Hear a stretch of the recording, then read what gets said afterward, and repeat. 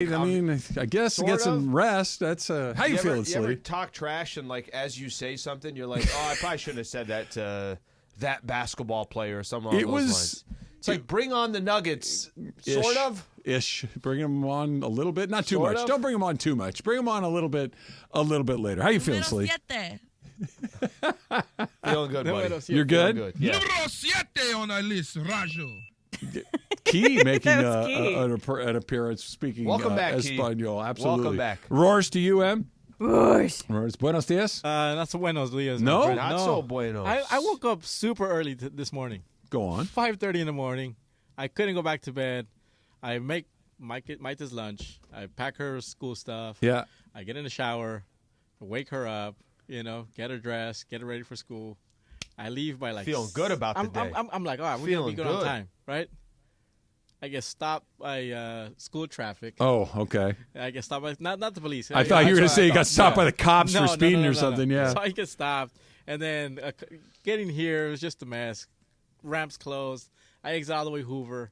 And then at Hoover, there's buses crossing. You have to wait for the buses. I'm like, dang. Even when you wake up early, you don't catch a freaking break. No, not here. Not around here. Not with LA traffic. That means you're timing the schools. I'm the same way. Like I try to... Yeah. Just to get on the freeway from Pasadena, I'm trying to, God, I want to go this way because all these cars are here. And then I'm just at a stop sign, and it's the actual... The lady, the cross... Yeah, she's coming. I'm like, all right, what am I going to do? You're going to... Can't win those. Yeah, but it was... Because I never go past Hoover. Like, I you never made it. get into... Yeah, I know I did. I did, but not buenos dias. Maybe tomorrow could be a Saca La Bocita day. No, maybe. Yeah. Friday's breeze. Monday's usually breeze. Tuesday, Wednesday, Thursday. I don't even fight it anymore. Kind of yeah. You just if you get a good day, it's a gift. It's almost never. And a then good we day. got killed 8-1 in our soccer game last night. Oh, did you get kicked out again? Nah. I just Maybe you should have. Maybe I should have. Emily, one yellow, anything? Nah, nothing. I was nice. Emily was telling me a story that I think she's causing problem at the pool, so I expect her to get a red card at the local pool any day now. I'm not causing problems. Are we the only? I'm just too good. You and I are the only ones that follow the rules around here. I was following the rules to the T. The other people are I think she's maybe enforcing the rules, which other people might know. No. Okay. The thing is, I'm too good. Sounds like yes. I'm too good. You're too fast. Yeah, I'm too speedy for those old folks. She's too fast for the old timers in the pool. Okay, so tell me if you guys felt like this. Watching the Laker game last night, I can't remember the last time I felt like this, which was rooting for my team to win, felt it slipping away from them, and yet was kind of okay with it because of the escape hatch of the 9-10 winner being here at Staples Center on Friday night. And yet when they won, they held on. We'll get to Zion. And they win the game, weird. And it was like, hey, they showed up. They were resilient. They played hard. They made their free throws. D'Angelo hit a couple of big, et cetera, et cetera. Like, all right, we won.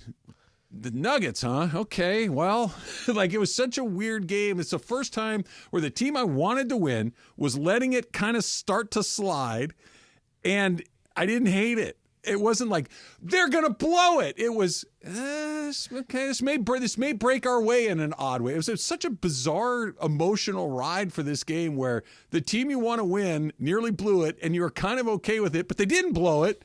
And you're a little bit disappointed. It was just such a weird night. Doesn't happen often in sports where, like you said, you got your squad. Let me take you back a year ago. Lakers had Minnesota in the playing game. It was here at Crypto. And your reward if you beat the Minnesota Timberwolves is you were going to play a beat-up Memphis team. Ja Morant wasn't healthy. Steven Adams was out. Brandon Clark was out. That game meant everything. And they're going to OT, and now you're even more frustrated. And remember the foul on Mike Conley? And you're Anthony like, Davis. I can't believe they're going to lose the game because of that. Okay. That's how this is going to come to an end? And then the problem was if you lost that game, now you're in a one-game playoff at Crypto. And even if you got through, you got Denver in the first round, right? Which they got this year. And I know the Nuggets at that time, there was still different question marks about the Denver Nuggets. Well, fast forward a year from now, and here we are sitting yesterday. I think there was mixed emotions. It was weird for a lot of Laker fans. And listen, by the way, I'm with you. There was a part of me yesterday when they went up. I want to say they went up about 18. And it's like, okay, hey, it is what it is. They're basically win telling comfortably. you they're going to win. They don't care what other people are saying about avoid the Denver Nuggets. You're going to win, and Denver's next. Yep. Then all of a sudden, New Orleans cuts it down to like 10. Then they cut it down to 6. Then all of a sudden, it's a tie game with about 3 minutes left to go. Zion hits that shot. And then there's a little bit of, okay, well, listen, if they do lose this game, you're already playing out the other scenarios. But they didn't. They won. And it is a very weird way of watching sports. It was really odd. To that. All right, let's cut right to it. Zion Williamson doesn't get hurt. Do they win? Because I think the Lakers are playing on Friday night. If Zion stays in the game, what he was doing, he was killing them. They had no answer for him. He's getting to the rim. He's making his shots. He's finishing. All of these things. They went from that deficit they had to all of a sudden they've tied the game, and all the momentum was on the New Orleans side. And then he goes up for a shot. He comes down and he's grimacing a little bit. He goes to the bench. Checks himself out, goes to the bench, and then you can tell he was incredibly frustrated, angry, upset going to the locker room. But he's staying in that game. They win. So when he hits that bucket and game is tied, they had a couple times. 95, 93, something like that. They had a couple buckets where they got to within 4, then 2, and then I think Zion tied the game. 94 all, whatever it was. At that moment, 3 minutes left to go. This is just my head. They had all the momentum. They had come back from 18 down. They're at home. They're desperate to win a game. New Orleans crowd Their is best going guy's crazy. Playing is the best guy. LeBron did not look good yesterday. No. Anthony Davis did not look great yesterday. Zion stays in the game. I think they're playing on Friday. Yeah, he was. That's no disrespect to the Lakers. I thought the Lakers were average yesterday. Very average. Well, we'll get to all. If the Lakers play like they played last night against Denver, they're going to get housed 4 times. They're going to have to be a lot better. BI wasn't even in the game. I know. Well, he's so good. Why would you want to play your good guys at the end? I've been told that he's good for years. You don't think? Okay, I know you want to go at BI. The guy's on a minutes restriction. He played 25 minutes. Then, no. This was the game that could determine whether or not you get to keep playing or not. No, stop. I've never felt more vindicated in my life than the good guy. Now you just sit over there. He's 4 of 12 in that game. McCollum was awful. I mean, the only guy that was good was Zion. Well, no. Jose Alvarado. There were other guys. Alvarado's one of those guys that want him even on my though team. You hate his guts because he's giving your guys the business, but you're also kind of like, I kind of like that guy giving the guys the business. He was awesome. Okay. He's like 5'9". We're all over the place right now. If when he blocked AD's shot, unbelievable. I'm like, oh my gosh, unbelievable. What just happened? How tall is twice? How tall is Jose Alvarado? 6'1" or 2", something like that. Probably max. Okay. Anthony Davis is what, 6'11"? He's point blank range. Alvarado's 6 foot. 6 foot. I was waiting for Alvarado to post him up. Give me the rock. Was like the most AD moment ever we missed because AD got it back and he put it back in. Yeah. So he saved himself. But when he swatted AD, I'm like, that did not just happen. Remember when Bo Jackson, when he's out in center field and he kind of climbs the wall? Yeah, sure. I felt like Alvarado was climbing AD to get up there and just it was something else. The Zion thing was his entire career, arguably his entire future in one night. That a guy that is all potential, all excitement, unstoppable, best player physical, on the floor yesterday. Just the best player on the floor bigger, yesterday. stronger, faster, just absolutely taking over a game against one of the all-time greats in LeBron James. Obviously, they're at different stages in their career, and he is unstoppable. And then he gets hurt. Nobody touches him. Just has a leg injury. Hamstring is what they said. Yep. Sure. And it's really hard not to think that his conditioning or lack thereof doesn't play a role in that. Because while he might not be as heavy now as he was a couple of months ago, he's still heavy. Still too heavy. He's still way too heavy. I actually don't even really notice that much when people say he dropped 20-25. I listen again, and we're not watching Pelicans basketball every single day. He doesn't look like he dropped 20-25. He still looks like he's heavy. Looks like he's huge. And the amount of impact and force and torque on that's his body. game. It's not like this guy is just taking 15-foot jumpers. No, he's attacking the rim. Attacking the basket every possession. And he's landing hard on his knees and his ankles and his hips and everything else. He's just such a big guy. This is going to be his lot in this league because I think he's just naturally an incredibly stocky, thick. Heavy person. There are some people just Charles are. Barkley when he was in the league. But Barkley Shaq. got in really good shape at points in his career. Shaq got in really good. Now Shaq's weight would fluctuate too, but he always feels like he's heavier than he should be. And also part of the intimidation factor is that because he's so heavy He's and because huge. so big, and he can make his way down the court. Yes. Have you ever seen LeBron take a charge and get decleated? Emily?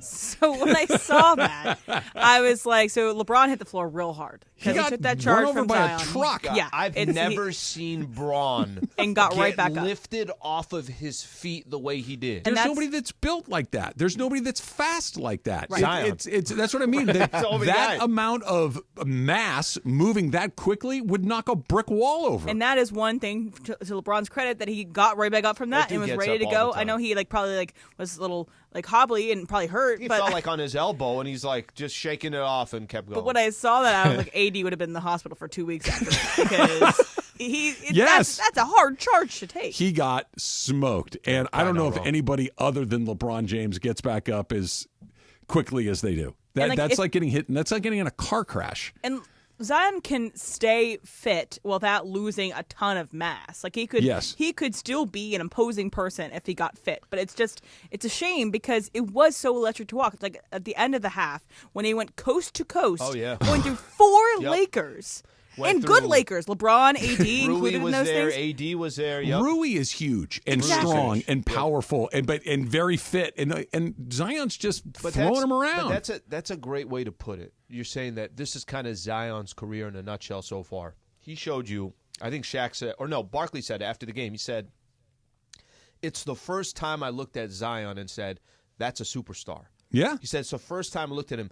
Lakers had no answer for him. It was, I'm getting to the basket. I'm probably going to end up on my left-hand side.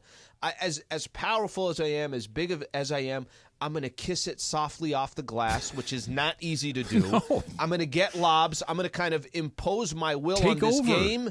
And then 3 minutes left to go. I have a hamstring injury and I have to leave the game. That's the game. The ball game was done right there. It's why the Lakers aren't playing on Friday. Almost like AD in our relationship with AD for a long time. Except for AD has had much more higher heights and has been more healthy. But it's the same thing where you're always waiting for that shoe to drop. Keep in mind. shape. He is. Exactly. It's not his fault. AD's is injury prone for reasons that are not. Hey, dude, you're too heavy. It's not nothing that. Like that. It's not that. Or you're not putting in the work in the offseason. It's not that. He may not be able to go on Wednesday. We'll see. Time will tell. But it was just a perfect representation. Last night was the first non-regular season NBA game that Zion Williamson had ever played in. Because he's been in the playoffs. You can't call it a playoff game because technically it's not. Yeah. And it's he didn't get here this season. He's been here a while. The Pelicans have been in a playoff series. The Pelicans have been in play-in games before. And last night, and the first time he gets to do it, he's both awesome and at the same time, it's like, there it is again. It was a very, very weird night across the board. In particular, that the Lakers won on a night that AD and LeBron were not particularly good. That's coming up next. It's Travis Lee, 710 ESPN.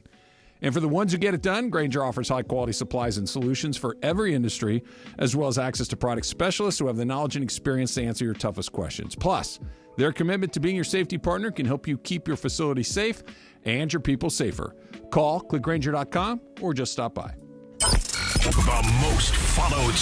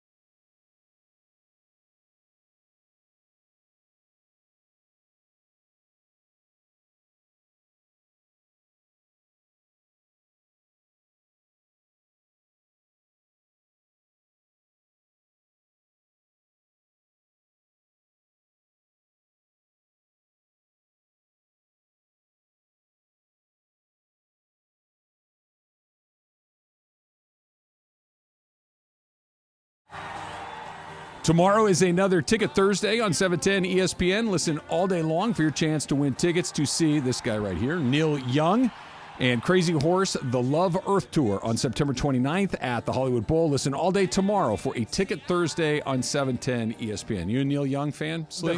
The horse. The crazy horse? Saludos, Pepe. Shout out to Pepe Manti, by the way. Always. I don't seek him, but every time I hear his music, I'm like, this is good music. Like, this is a perfect example. I wouldn't seek listening to him, but when this is on, I would not turn this off. Harvest Moon is on my rotation. A lot of my Is it? playlist. Yeah, it's just a sweet little song. I don't know. It's easy listening. What's we'll this play song it next called? segment. What's this song called? I don't know. Jorge's Hey, fine. hey. Hey, hey. Hey, It's hey. a great song. Hey, hey. When do we get to do our haikus? Okay, so it's National Haiku Day, Let's and go. I asked everyone to write a haiku. I have not written mine yet. Okay. So Yeah, I've if not you have written 12, mine yet. you can go ahead and read I don't one have every 12. second. I could get 12, but I don't. So every once in a while, I feel like I talk a lot about the things that I'm interested in every single day. I don't think we've ever gotten into this. I love haiku. Okay. I love it, and I didn't know that there was a National Haiku Day, but that there is, and I get to, How about you test my hand. sprinkle as many as you want to sprinkle, and the rest of us will have ours in the dump. Okay, here's my only Might be a request. good one. That's fine, Yeah. but I would like for you to be collectively my muse, and tell me what you would like me to write a haiku about, and Yeah. then I will. Yeah, work I'm going to in the also format. need to probably learn from some of your haikus 575. as we go. Yeah, so if you're listening to us, either call us and give us a suggestion of a haiku topic, or tweet at Travis. Say, hey, Travis, I really want to hear a haiku topic about Jennifer Gardner. So Well, here's this haiku. funny you mentioned that. Yes, is your first Not haiku about her? quite Jennifer Garner, but you're in the ballpark. Mrs. Connolly? So Yes. just do we assume that people know the format, or do I need to explain it? So go ahead and explain what a Explain it, haiku is. Okay, so it's Japanese poetry that is typically about landscape, not always, but typically about landscape, but it's very precise. It is a 5-syllable stanza followed by a 7-syllable stanza followed by a 5-syllable stanza. 5-7-5. It's very, you got to get your thoughts in that. Okay, and we did not rehearse this, by the way. That you mentioned Jennifer Garner. By the way, happy 52nd to Ms. Garner. Huge fan. Top Gun Maverick. Not really great, but still great. Jennifer Connelly. Okay. That's a That haiku. works. It works. It works, and it's good. I have a topic for you that Okay. maybe you sprinkle in later. Costco. Oh. Let's go. Yeah. Yes. Okay. It would be my pleasure. No, Slee. I know it would be. It would be my pleasure. and then In your and Out, pleasure. obviously. So let's do Costco. Let's do In and Out. Yeah. Tacos. Okay. What else? What Let's else sprinkle did them Travis in. talk about? Yeah. Let's I want to give this some thought here, because I think there's going to be some that Scarface. You want to do one on Scarface? No. But haiku is typically uplifting. It's typically something that is very positive, and I don't want to get into Take that one out of the way, Do then. you know how many people? I guess John Mulaney has a whole bit about Scarface sucking. Oh, really? Yeah, he does. And so People said to do I got all it a those. bunch of times yesterday. Like, you're not the only one. You're Yeah, not the only support. one. Yeah, support. All right. Top Gun Maverick. Not really great, but still great. Jennifer Connelly. Great. Just so we're see? You could do this all day. I love a good haiku. Honestly, Jennifer saved you there with 3 syllables. You got to get creative, right? And had Connolly, let's say, been 4 instead of 3, then I would have called her Jen, right? We'll figure it out. We'll figure it out. The Lakers win last night. LeBron, what did we say? Average at best, probably slightly below his average. I know he had some moments, but Yeah, not a great game. He wasn't good. He didn't look good for what he's been. I mean, let's just use the last game Lakers played against the Pelicans. That's when he had the 17 assists, 11 rebounds, was efficient from the field. Yesterday he wasn't. He wasn't any of that. And as the game progressed, you could just tell he was tired. Oh, yeah. Yeah, you could Okay. tell he was tired. By the Okay. way, not just him. It looked like there was a few of these guys that I agree with you. I agree with you. And we'll circle back to that in just a second. Anthony Davis looked hobbled. I don't know how else to describe it. He didn't look smooth. He didn't look fluid. He didn't look like the AD that we've seen. What did he play? 72 games? Is that what it was? 76? 76 games. LeBron played 71 or 72. Yeah, something like that. AD looked like the guy that we saw for previous seasons. It's like, man, he doesn't look like he's moving great. Kind of Tin Man-y and stiff. And I know he got that shove in the back and left the game, so understandably so. But LeBron, less than his best, far less than his best. AD, far less than his best. They won anyway against a team that's, pretty good team in their own building with a star player on the other side who went off. I know he missed the end of the game, but there is some bright side to this, that they found a way to win a game where their two best players were not particularly good. That's the good news. The bad news is they did look exhausted. I thought that they looked like they were stuck in the mud for a good portion of that game. And that performance gets you blown out 4 times against the Nuggets. Yeah, you're going to have to be light years better. It's kind of funny because I think so. Bron was mentioning this after the game. He said that they'd been on the road since Memphis, and they were just kind of ready to let's. We got a couple days off here before we go to Denver. Turning around, going to Denver tomorrow.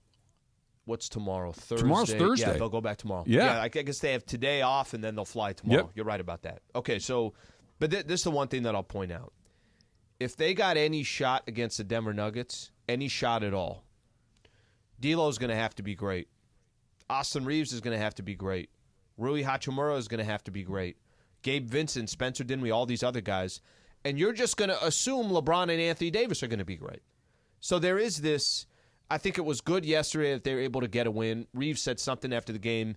Bron had said something to the team that I don't remember a time I shot 6 for 20 from the field. Basically crediting the win to all the role players getting that W. But the caliber of the Pelicans versus the caliber of the Denver Nuggets, literally it's not even a conversation. There is no conversation. So I agree with you. There is a little bit of a silver lining that even if Bron and AD don't play well, these other guys stepped up. These guys can't have – D'Lo can't have – remember last year he's having moments where he's missing his jumpers, and then Darvin Ham and the rest of the team decides we can't even have this guy in. They can't have any of those. No. I mean, you could have them. You're just going to lose those games that you have them. And maybe the idea is some of those games you play perfect and you steal one. Other those games you don't play perfect and you lose one. It's kind of that back and forth. They just got to kind of hang in.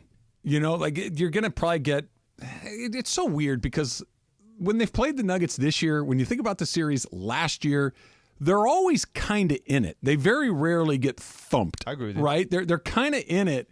But by the time the game's over, you lost by 8 or 10. Yeah, it's just it's not where it's coming down to. Close in the fourth quarter with 6 minutes left to go. It's close right up until it's not at the end, and then it's like, okay, they're going to have to find a way to have one of those. It's close at the end, and we won. One went their way. Right, one went their way. Somebody missed a shot. Somebody missed a couple of free throws, or they made a shot, or they made a couple of free throws. We'll talk more about how that matchup looks, but especially last night, it talked a little bit about that fatigue on the Lakers and how they just looked like they were kind of stuck in the mud. We got a Ask Jorge coming up at 10:45, so if you got a question for him. I don't think we've had an Ask Jorge since you've returned definitely not since from kid number paternity 2. leave. Yeah, no. So welcome back. That's coming up in, call it 15 minutes. I have my Costco haiku ready. I have one too. Ready? Hot dogs and tires, diapers to silk-lined coffins, extravaganza. All right, go off. It worked. What do you got? No, we'll do it on the other side. All right. Pretty good. All day long. What else you got? I love this. I am a haiku maven. I'm not very good at it, but I love doing it. By the way, I just gave away one of my I love finding that 5-syllable word for the last stanza. I absolutely love it. Strav and Slee, 710 ESPN. Prize Picks is awesome. That's 6. I got to find a way to do that. But Prize Picks is awesome, Slee, because you pick between 2 and 6 players, and you can watch the money roll in. You just pick more or less on their stat projections, and you can win, right? You can pick NBA players. You can pick Major League Baseball players. Hockey's still going on. You got hockey playoffs right around the corner. You can bet on just about anything you want at Prize Picks, and they're going to match that first deposit up to $100 when you use that promo code 710. All right, we know the playing tournament started yesterday, so there's some games now in the Eastern Conference. You can pick just as simple as we've talked about it, more than or less than. 2 to 6 player stat projections. I'm looking at today's games. Alex Caruso, former Laker, more or less than 11 points. DeJounte Murray, player that we thought might be a Laker, 23.5 points, more or less. That's it. Takes about 60 seconds to submit your entry. You can watch these games coming up tonight in the Eastern Conference with a little bit of action. Download the app today. Use that code 710 for a first deposit match of up to $100. That's code 710 on Prize Picks for a deposit match of up to $100. Pick more, pick less.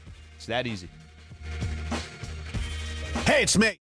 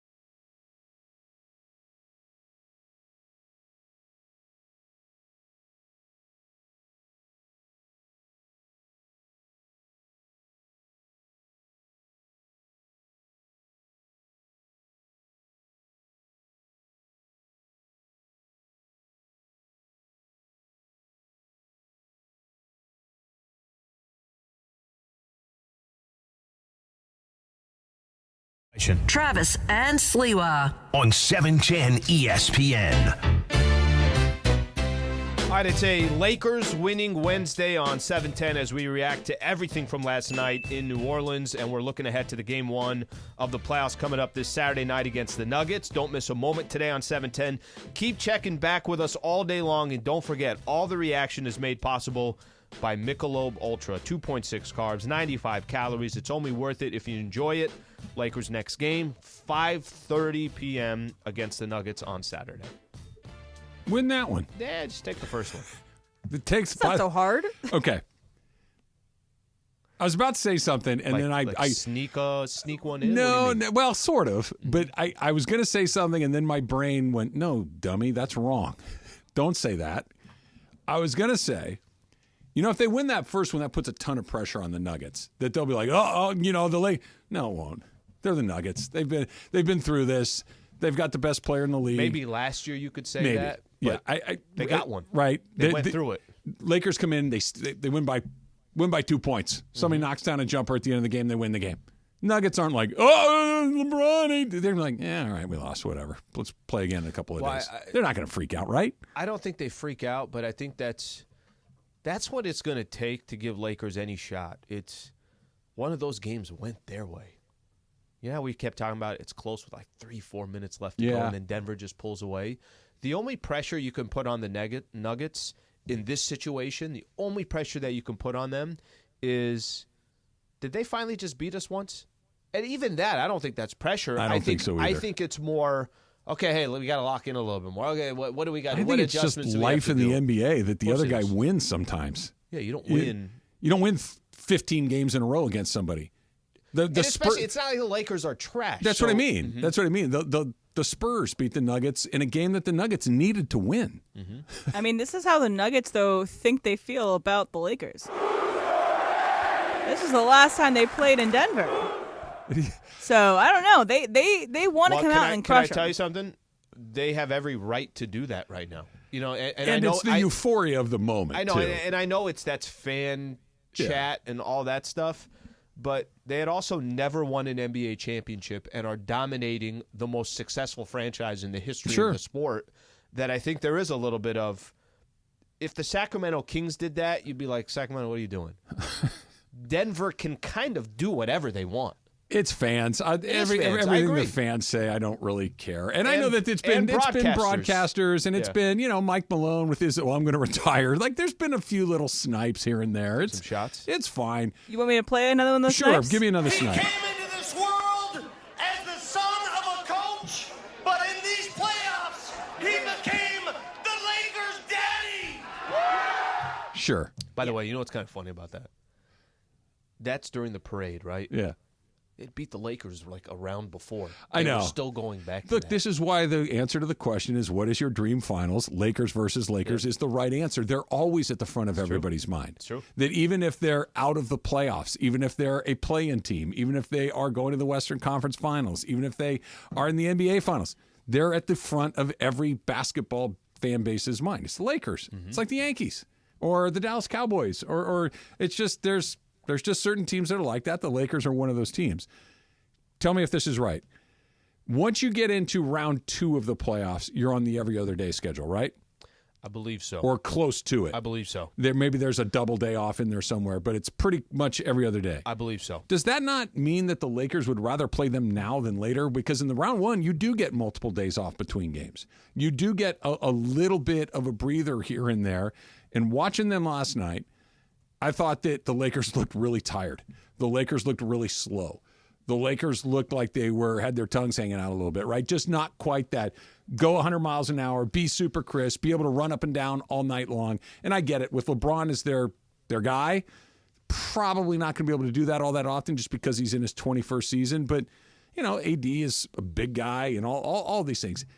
With a little bit extra built-in time, and I know that the Nuggets get it too, but I think the rest is more beneficial to L.A. than it is to Denver. So this was maybe about a month ago or so, and this kind of made its rounds, but Nick Wright, who's part of Fox, kind of was making this argument of, if there's a time to face the Denver Nuggets, face them early. And this was, Trav, this is kind of the main point of it. The main point is, you're never going to get this much rest in between games as you get further into the playoffs. First off, I mean, the playoffs is going to be beneficial for the Lakers, period. You're going to travel less, right? I get to play the Denver Nuggets twice. I get to stay here. Yeah. You get the benefit of at least one night in between, potentially 2 nights in between. They're going to be playing 3 games in 4 nights. So in 3 cities. In 3 cities. But because there are so many games in the first round, and for TV, they want to highlight these games as much as they can, there's less games as you go. Less games that you go, less days off. There is a benefit to that. And I think yesterday is a good example of it. And you're right, Denver's going to get the rest as well. But who needs the rest more, LeBron James or Michael Porter Jr.? Probably LeBron. There are times when, go back to, was it Sunday when they were playing the Pelicans, and LeBron is attacking the basket, and there's no answer. Like, it felt a lot like what Zion was doing last night. It's like, okay, What do you want me to do with this? He's got a head of steam. He's either getting 2 or 3. He's either going to score. He's either going to score and get an and one, right, or you're going to foul him and he's going to make 2 free throws. Yeah. It's pick your poison. It did not feel like that last night. No. And I don't think that he can go and get into 5th gear whenever he wants the way that he used to. He's got to be very strategic. There were some times where he just kind of standing around last night. Mm-hmm. There were some times where he took some very early, and I would argue bad shots early in possessions, and it felt like just, hey, man, I just need to take a breather. Yeah, it's kind of funny you say that because there's a lot of people who will be critical on Twitter or on whatever the case. Oh, what is LeBron doing? Why is he this? And sometimes I'm like, what do you want him to do for a like? You can't go 40. You can't play 40 minutes plus at age 39 and be perfect every time. No, like you're not. You see 25-year-olds that aren't doing that. So I think there's a little bit of some overreaction. But go back to your original point. Now you're all of a sudden back to higher elevation in Denver. That too. That's not going to help either. The Denver Nuggets, that's obviously what they play in, so it's not going to mean anything to them. You got something that I think is kind of interesting when you go up against the Denver Nuggets. It's not just Nikola Jokic and Jamal Murray. Nope. They got perfect role players. I mean, the exact role players that you want to have, which is why I was mentioning a little bit earlier that if the Lakers role players are not kind of matching toe for toe with the role players of the Denver Nuggets, then we'll see what eventually happens. LeBron said this yesterday after they beat the Pels. It's the defending champion. They know what it takes. They know how to win. They've been extremely dominant on the home floor over the last few years. They've got an MVP on their team. They've got a closer on their team. They've got high-level players, high IQ players, and they've got a hell of a coach. You can't compliment a team any more than that. And find the lie in that. There isn't one. Right? You know what I mean? That's not – you guys remember Lou Holtz? Go Irish. That Lou Holtz? Sure. That – he would tell these ridiculous lies about the opponent. They'd be playing Navy, who'd be 0-10. Navy's got one of the best quarterbacks in college football. They can beat anybody. No, they can't. They could play you guys 150 times, and they'd lose 150 times. We see that a lot. We said a lot in sports, right? Yeah. Where somebody's trying to compliment another team. Everything right, LeBron said, there's nothing in there that's like, no, not really. That's exactly right. They're going to have to be so much better than they were last night. LeBron's got to be a lot better, which he can be. AD's got to be a lot better, a lot fresher. AD looked like he was the Tin Man. He was stiff, and he didn't look like AD at all. Numbers were not good. They weren't dreadful, but nothing like what he's done. That's concerning going into a series like you got coming up, right? If he's feeling something, that's concerning right out the gate. How about this, Al? This is from Woj. ESPN sources. Pelicans forward Zion Williamson is out for Friday's play-in tournament elimination game versus Sacramento. He will be evaluated again in the coming weeks. Huge blow for New Orleans. It is a left hamstring injury. I mean, what a disaster.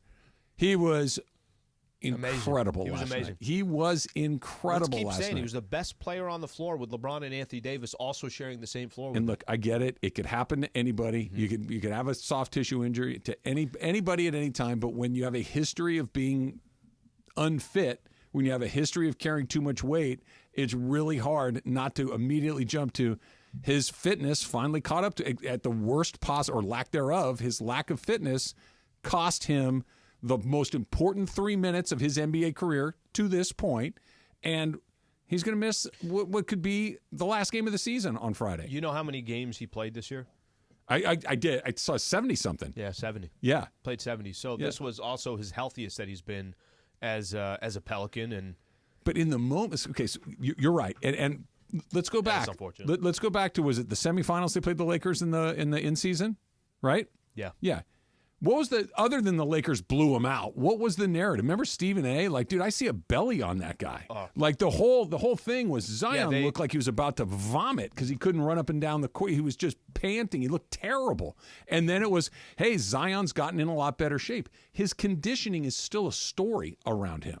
And then this. And it sucks because he's a great player and he was awesome last night. You want to be able to control what you can control. So Zion can control 15 pounds less.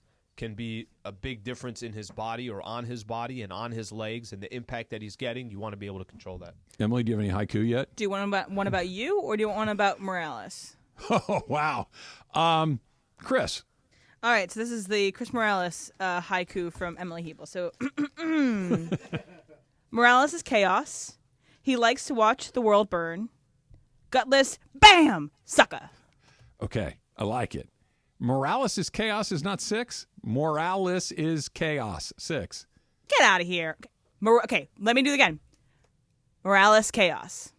Oh, I thought you had a Morales is chaos in there. Did. I she took did. it out. I She just adjusted changed it. So Okay. there you go, She adjusted haiku. it. Well, cop. Well, it's that the whole point of haiku is 5-7-5, not 5-ish, 7-ish, and 5-ish. All right, so let me do it again. You know what- Morales, you know what she's chaos. doing? Emily is He doing- likes to watch the world burn. Gutless, bam, She sucker. got pulled over, going 30 and a 25, and But- then she yelled at But the police officer. but see, 30 and a 25 28. is more of a suggestion. Okay, go to break. But the whole point of haiku is tight. It's got to be. I just exactly scratched my right. knob because I was trying to get away with 35 on a heck 30 no. zone. No, all I'm doing is doing the beats as you go through it. I'm like, I don't think. Oh, that- so you're not actually listening to us. Great. No, I'm listening for accuracy, which yours was not. I just corrected it. Now it's accurate. All right. now- Well, now all the it's ones about better. you are accurate. We'll see about that. I'm going to be listening very carefully. Make sure you double check your 17 syllables. Ask Jorge is coming up next. It's Travis Lee, 710 ESPN.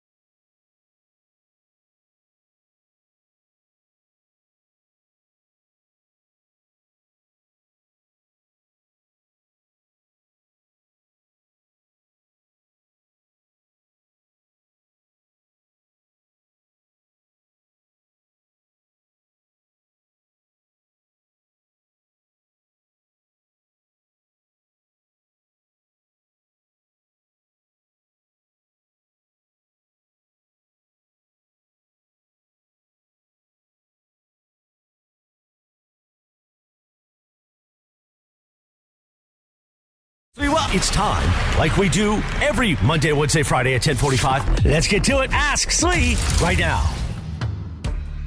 Before we get to ask Jorge today, as we welcome him back from his paternity leave, I was on the phone with somebody just now in Phoenix. Shout out to you.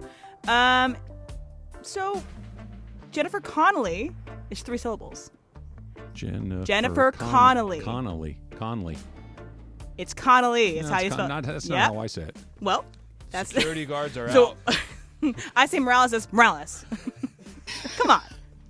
Just saying, you should have caught it if you think that's what it was, and you didn't. I'm and using I the help did. of our listeners who are very valuable to us. All right, let's go with Ask I Jorge. feel like I stepped on the third rail, Slee. We warned you. No, we didn't. Careful. All right, here we go. Where did it go? No. Here we go. Okay. This is from Francis. If Brock Purdy walked past you at LA Live and he's not wearing a number 13 Niners jersey, would you recognize him? Most likely not. No, it's happened to me at airports. Look, it happened to me at it was me and DeAndre were covering. DeAndre works the Sedano Cap Show. We were covering the NASCAR race, and we walked by I don't know how many different athletes, celebrities, I guess you can call them.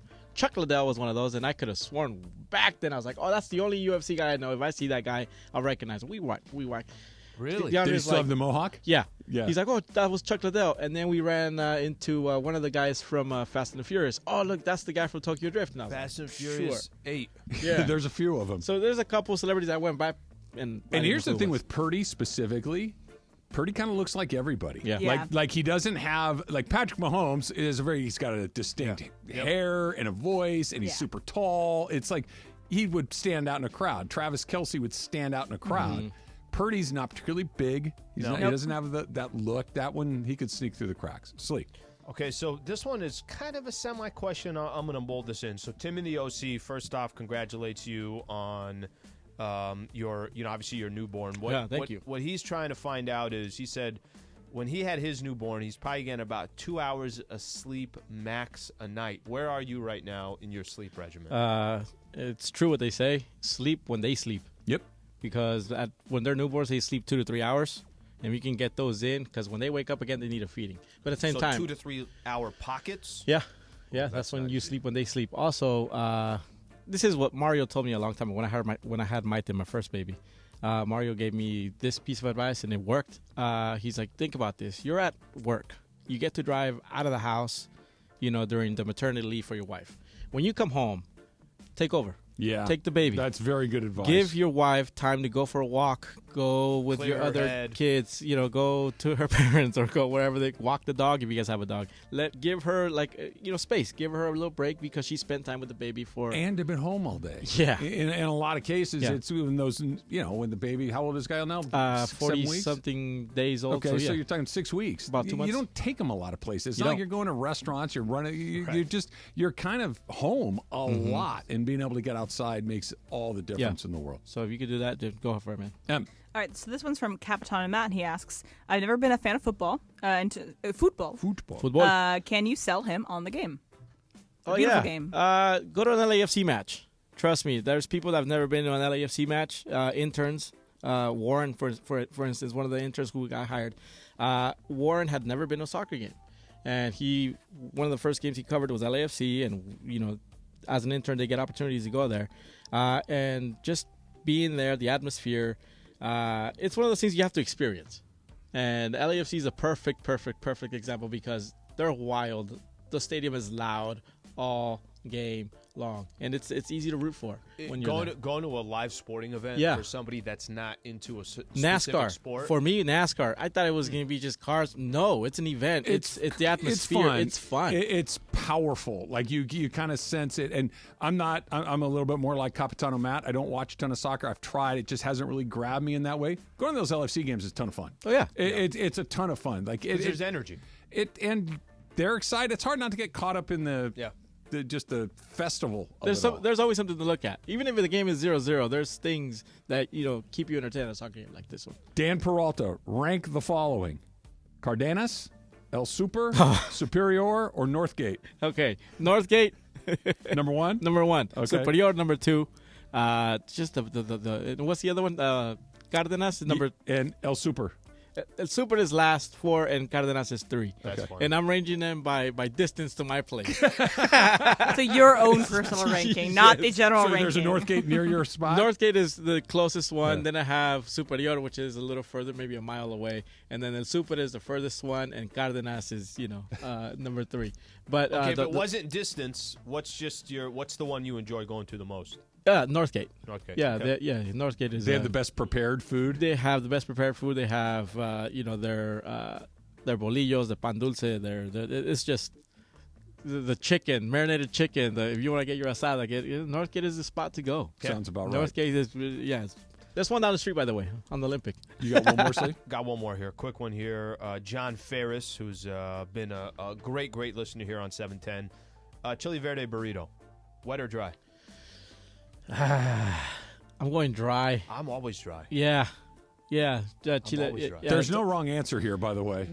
To me, sorry. I know people are gonna. I'm with you. I don't find that and tortas ahogadas. I don't get the whole dip your stuff on sauce like that. No, it's a sandwich. You give it to me dry. Burrito. I'll eat it. You smother it. I'm in. There's no. I'm enthusiastic both ways. Em, what do you got? All right, so this one's from Daniel Tapia, and so he says, like the pineapple on pizza debate, is there anything that should not go on tacos? And I'll clarify this by saying something that people put on tacos that shouldn't be there. Where are people breaking the rules on tacos? Yeah. Can I offer one? And it's really Shrimp? No, shrimp. I'm okay with shrimp tacos. I'm okay with shrimp. Fish on good. Street tacos specifically, right? Anything but cotija cheese on it feels like a bad choice to me. Like the Mexican blend cheese, even with the cotija, like I want my street taco to have the meat, some lime, some cilantro, and some white onion, and maybe some salsa. Like cheese on a street taco feels like a mistake. Like what is part of white people tacos that make them so terrible? Cheese. The yellow cheese. Yeah. That yellow shredded cheddar cheese or whatever it is. The Mexican blend cheese. Yeah, exactly. Because we don't put that kind of stuff. It tastes good, but it doesn't feel, I don't know. Taco-ish. Or having ground beef from like the ground beef that you make the same thing for spaghetti. Yep. Ground beef with like whatever seasoning you have, and then you get those hard taco shells that are already got to heat them up in the oven. Come on, man. What are you guys doing? What are you guys doing? We're not great at some things. We're not. Yeah, but it's got to be cheddar cheese if it comes to something. I got a coaching question for you, Slee. You're the basketball guy, and I heard something last night that maybe I just don't get it. It's coming up next. It's Travis Slee, 710 ESPN. Is your car ready for service? Is it ready for general maintenance? Are you ready to get those very dry, crusty, cracked windshield wipers fixed? Hit it, Jorge. Head into your neighborhood Valvoline Instant Oil Change, home of the 15-minute drive-through oil change. Because for over 30 years, Valvoline has provided quick and convenient automotive maintenance services for busy people just like you. You're in, you're out. It's 15 minutes. You don't have to get out of the car. You can close your eyes. You can send a text. You can listen to music. You don't have to sit in that uncomfortable plastic chair and drink that bad coffee. At Valvoline, you stay in your car, safe and relaxed, while the expert technicians make sure that your ride is at its best. Oil changes, tire rotations, transmission care, wiper blades, and more. Just pull up, drive in, and drive out in about 15 minutes. There are over 80 locations ready to help you get your ride ready for the road in absolutely no time at all. So visit SoCalOilChange.com for locations and game-winning coupons off of your next Valvoline Instant Oil Change. Coverage of the 2024 NFL Draft on ESPN LA.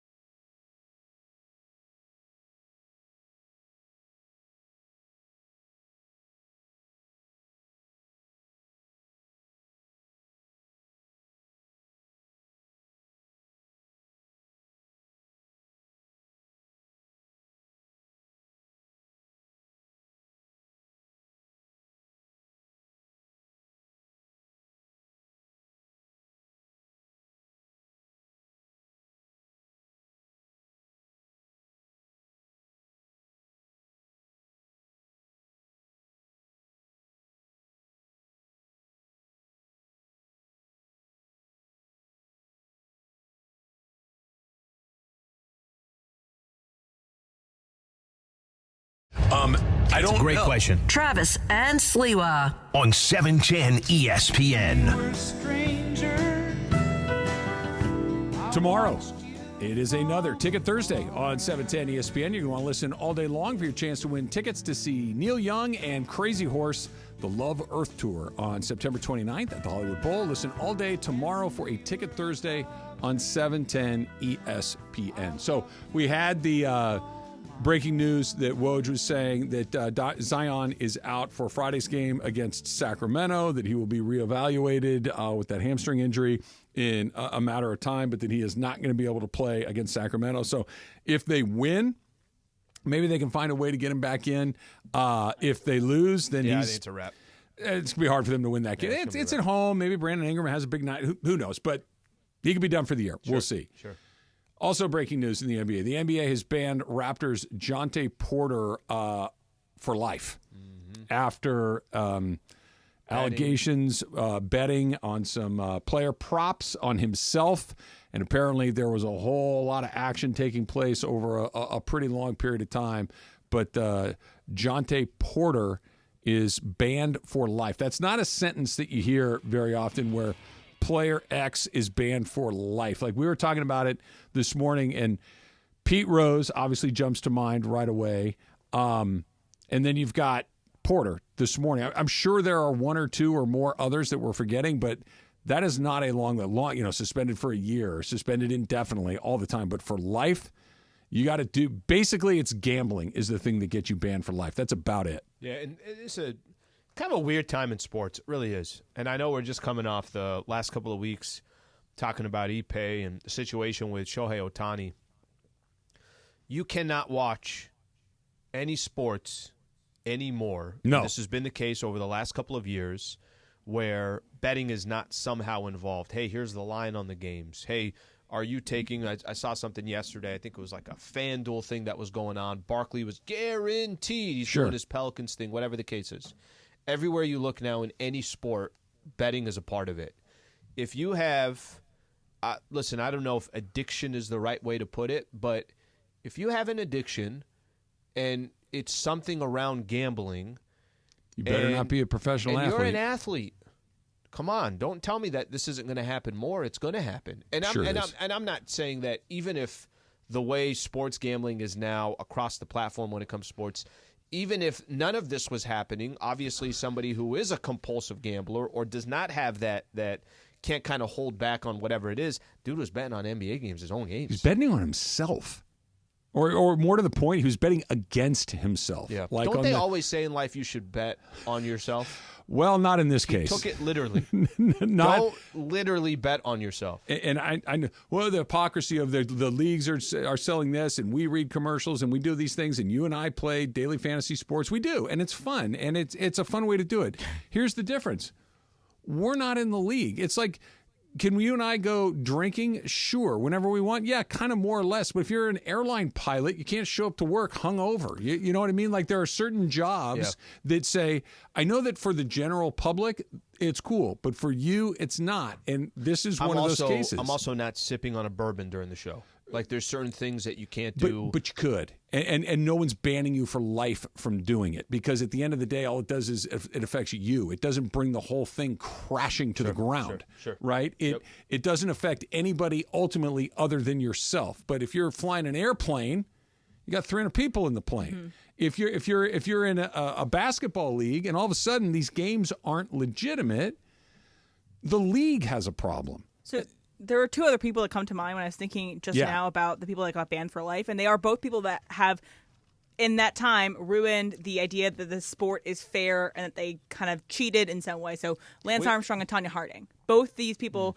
they didn't bet on games, but Lance Armstrong used steroids that everyone else was using, but he used them as well. Yeah. And Tanya obviously had a hit out on somebody. And Armstrong's a great example because, and again, we're not talking about the Tour de France on a regular basis, but everybody looks at that as the biggest joke in the world, because it's just looked at as everybody that participates in that is on God knows what, and the winner is always stripped of his crown. Maybe it's in the moment or months or years later, but it always comes back out that they were doing something, and we all kind of go, yeah, whatever. It's just not. And then Harding, she just straight up criminal. I mean, for orchestrating that whole thing or being involved in however we want to characterize that. But you have to do something dramatic to that league, a bad look for that league, in the way that it was violating the idea that this is fair. That anybody, if they work hard, the meritocracy of it all. By the way, we already have our doubts when it comes to any of that stuff. Anyways, we were talking about this a little bit earlier. We're doing our prep, and it was the amount of free throws the Lakers got over the Pelicans. Okay. Mm-hmm. There's already. Can I just stop you real quick? Yeah. The amount of free throws the Lakers get instead of every other team in the league. The other 29 teams. Well, here's the funny thing. It's not a story if the Spurs had that much of an advantage of the free throws. It's the fact that it's the Los Lakers. It's the fact that there's been examples around the Lakers. Go ask the Kings how they feel about this. And the reason why I bring it up is because there's already questions about every one of these sports leagues. Why? Because what does it ultimately come down to? It comes down to money. And when you're telling me yesterday that David Stern used to say, what's your ideal finals? Dream Lakers matchup versus the Lakers. Okay, then naturally people are going to have their doubts, or fan bases are going to have their doubts. Stuff like this on top of it obviously doesn't help. Well, at least they got rid of all the referees that might have been involved. Oh, wait. No, there's still a few. Anyway, help me out with this. I'm not the second coming of John Wooden or anything, so what do I know? Why did Reggie Miller think it would be a good idea for them to miss a free throw at the end of the game with 3 seconds left when making it would have put it up by 4 and ended the game? Here's why. What did I miss? I'll tell you why. What he was thinking in his mind is if they could go to overtime. Okay. He had some money on the game. No. I honestly, it was one of the, unfortunately for Reggie Miller, it was one of the stupidest things that I saw. And here's the problem in today's world. You say something stupid, it's not just on the broadcast and it's over. That's taken, now it's on Twitter, Instagram, everything else. I watched that thing a few times yesterday, and I kept saying, well, first off, it was happening live, but then you got a chance to see it over and over again. The whole time he was talking, I'm like, what the hell is he talking about? Can I... This just, I thought I was missing a portion of the equation. No, like what don't I understand? You were not missing. Why would you not just end it by making it? You were not missing anything. The game is over. I think if you want to make the argument that the Lakers were up 2 and the next free throw is going to be 3, which I still hit the third free throw. Of course. However, there is an argument to be made. Now they can't inbound the ball, so now they're taking a 60-footer, but you can lose the game. His argument was the only way that the Pelicans can actually stay in the game and take the game into overtime. I have no idea what he was talking about. I literally have no idea what he was talking about. He should have put out a press release after the game and said, I had no idea what I'm talking about. It was, well, he started off the game by saying that Darvin Ham has done a great job this season, and that was, maybe I was predisposed to disagree with whatever was coming next, because I think that's a very hard argument to make. That when, you know the numbers off the top of your head, I don't. When Rui was inserted into the starting lineup. They're 19-6. That's pretty good. I'm not great at math, but winning 2 out of every 3, pretty good. Here's the problem with that starting lineup. You were using that starting lineup last year to go on your playoff run. Even more so. Yeah. So it took a really long time to just, hey, remember that thing that worked? Why don't we just do more of that? And then they finally did, and they seem to find their stride. There also seems to be this, how do we want to say this? Inability to find a way to manage small pockets of the game without LeBron James. To where, because LeBron's not going to be able to play 44, 48. You're going to have to do it, and a way to get him, even if he's on the court, I'm not saying that you got to sit him, but it seems like so often they're just standing around watching him, and no one is taking the load off of him. He's got to catch his breath occasionally. He was on empty last night. There's got to be moments, and we can look at it in every sport, okay? I'm sure there's moments where you feel like when a game is done, hey, Sean McVay had his impact in this game. Sean McVay had his impact. Like, yes. You could walk away from a game and say, he had impact in that game. There could be a time of the game where you say, Steve Kerr impacted this game. We'll use yesterday as an example, because I think yesterday is a good example. There were moments in that game where it's like, fellas, we're going to have to run a play at some point. Guys, can we use LeBron as a decoy for a second? Let the dude take a breather. Hey, why don't we just say, for the next 3 straight possessions, Anthony Davis in the block? Hey, why don't we run Austin Reeves around a couple different times to just get a different look? Why don't we use Rui Hachimura because nobody's paying attention to him and run him a play? There isn't that in pockets. And, Trav, it might not seem a big deal against the Pelicans. You lose to the Denver Nuggets when you don't do that, because I'll tell you what Michael Malone will do. Every small little thing, This is what Michael Malone will do. Michael Malone will run a play where you had no idea that at this stage of the game, KCP just got a wide-open three. You see what I'm saying? That it was just a quick second that you weren't expecting it. There's a three-point play that they get, and that could be the difference of a game. I'm really not even trying to be flip when I say this. We agree that the head coach is an important part of whether or not your team's going to have success, right? Maybe it's not the most important part. It's not the most important part, but there are pockets in a game that you could say that changed the game because they're going to have an impact on it, right? The team with the better players always has an advantage. But when it gets down to margins being really small, when it gets down to a possession here, a play there, a look there, managing some minutes here and there, especially if you're the inferior team, especially if you're the team it's got an uphill climb, the coach can't be a drag. He can't be he can't be an anchor on what it is you're trying to get done. And Mike Malone's not going to be an anchor. Michael Malone. I know he prefers Michael. Bro, it's Michael. Michael Malone is not going to be an anchor. And right now, it does. At best, he's just not doing anything to push them in the right direction. But I don't even think it's at best very often. I think it's more of an anchor. It's more of a drag. I hope, and we'll see what happens. I hope we're not, and it could very well happen, and we'll see how things progress once they play Denver. I hope we're not sitting there, couple games into the series, and we're like, yeah, that game slipped away because of you. Well, they can't afford to have anything slip through their fingers. It's Denver. Okay, I got a question for you. Sure. The haiku about me. Mm-hmm. Have you rewritten it since you got mad at me? I have tried to. I'm trying to finagle things a little bit. I think I have one. I had to double check. So, do you want to do one first? Yeah, here's the thing. I'm still kind of learning how the hell to do this, but tell me if this is it's harder correct. Than you think. Because you got a cop over here. Okay. Okay. This is actually a good transition to where I was going. Okay? All right. Emily angry. Okay. Why are you so mad at Trav? Okay. I am now in fear.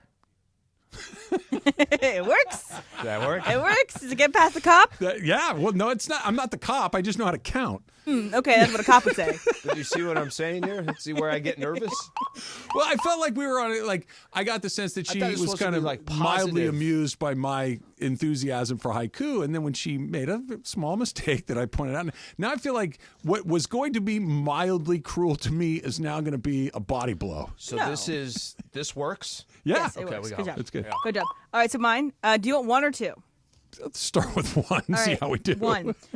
Travis is so old. Okay, that's what I figured. Hated Prohibition. He voted for Polk. I like that. Okay. I like that. I am a big James Polk guy. Yeah, James K. Polk. You're a big fan. I'm a big fan of the Polk administration. Whatever he did, I don't even know. He's one of the most forgettable presidents of all time. Was he the one that died after like 30 days? No, in office? I believe he lived for the entirety of his term. I don't know if he was elected twice. William Henry Harrison, I think, is the one that died on the train because he ate bad lobster. Was it somebody else died because they wouldn't wear an overcoat at their inauguration and they got pneumonia and croaked? I think there are two different people, but maybe they're one person. Yeah. But I do know that there was bad lobster on the train that he used to go from, again, train like the early 1800s, which Travis is very well aware of. You wouldn't know the luxury of riding the rails back pre-20th century. My other one is also about you being old, Lee. so don't worry. I'm sure there are, and I'm sure we'll get a chance to do it. The Warriors get blown out last night. Yeah. Really rough night for Klay Thompson along the way. Is that it? Are we done with this version of the Warriors forever and ever? It's coming up. It's Travis Lee, 710 ESPN. LA's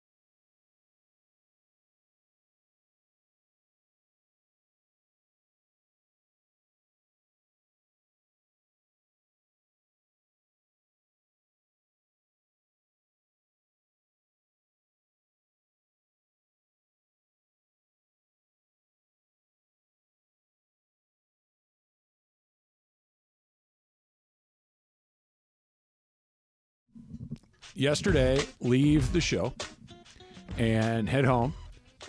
No, this is not a haiku. I like that you're the counting way you the syllables. said it. Yesterday, home. Right. Yesterday went home. The fact you went like this, I was like, what are you doing? So what do I do when I'm driving home? Of late, over the last several months. What is part of my routine? You go home right away. You put your shoes on. What do I do before I go home? Before you go home? Yeah. Like pit stop. I stop and I get my sushi. Oh, yeah. Right? Albertsons. Yep. Pick up my sushi. Mm-hmm. Pull in Albertsons yesterday. Go through the door. Turn to the left where the sushi case is, where the guy is making the stuff. Empty sushi case. No sushi chef behind there working to refill it. Big sign in the sushi case. That's hard to say. Sushi case. Mm-hmm. Sushi. That says, we are in the process of changing our vendor. Sushi will return on April 28th. Oh, my gosh. Devastating. I'm good for 4 or 5 days a week there. Guys, that's a long time. Now what do I do? I had to go buy, so sushi here, make a 180-degree turn. They have those pre-made deli sandwiches that they have at grocery stores that are always deeply underwhelming. Got a turkey and cheese sandwich, and it was just kind of ruined my whole day. Listen, they're not. Your whole day yesterday was off. Yes, but they get the job done, and I think that's what you were looking for. Did you attempt to go to a different grocery store? I that will be my plan moving forward, Em. The problem is I had somewhere to be in about 10 minutes. I did not have time for a second stop. I was going to scarf the sushi in the car before I drove off to the next spot. Instead, I scarfed a terrible, terrible turkey and cheese sandwich. Put anything on it? Put mustard, mayonnaise, anything sometimes they'll put the little packets in the little plastic container. You gotta Nothing use in them. there. Yeah, you have to use those. Like that's they weren't in there. I didn't even have the option. I'm trying to find dry bread. You need a Coke to wash it down. Do they have a deli there? They do. I didn't have time. I didn't have time for them. It was a grab and go situation. On there, you could do everything else. It was devastating. That's a long time of no sushi. New vendor. How about this? Old vendor out. New vendor. You start tomorrow. Why is that so complicated? Maybe it was an Ippei situation where he was like draining them of money, and they have to have some time in between sushi vendors because Ippei Shohei Ohtani is in between interpreters. About 2 weeks. It's way too long. Look at that. Look at that. Is that not the worst? It's just like show us what we're looking at. Your day is ruined. This is just it's kind of like you got the trays there with nothing on them. What kind of font was that? Emily? Helvetica. I was going off yesterday because my Starbucks cup had 3 different fonts on it. I was like, what the heck is going on with Starbucks? Why are they doing this? How did this get printed off this way? One is in bold, one's not in bold, and they have all 3 different fonts. Let's just get one font going. They did it on purpose. Helvetica. You really Helvetica. You really paid attention Who cares? to the 3 different fonts? Yes, I do. I pay attention to fonts. You're not really asking that, are you? Oh, I am, because I need clarification that she really paid attention to the fonts. I have a friend that worked for Google Fonts, and I had to sit him down and talk to him for a little bit, and he was like, why do you care so much about this? Because fonts are important. I'm genuinely I need to know more about your friend that works in the font business. That's fascinating to me. Like that's what a peculiar occupation. He's a designer for Google Fonts. Yeah, I was going to say, how do you get in the font industry?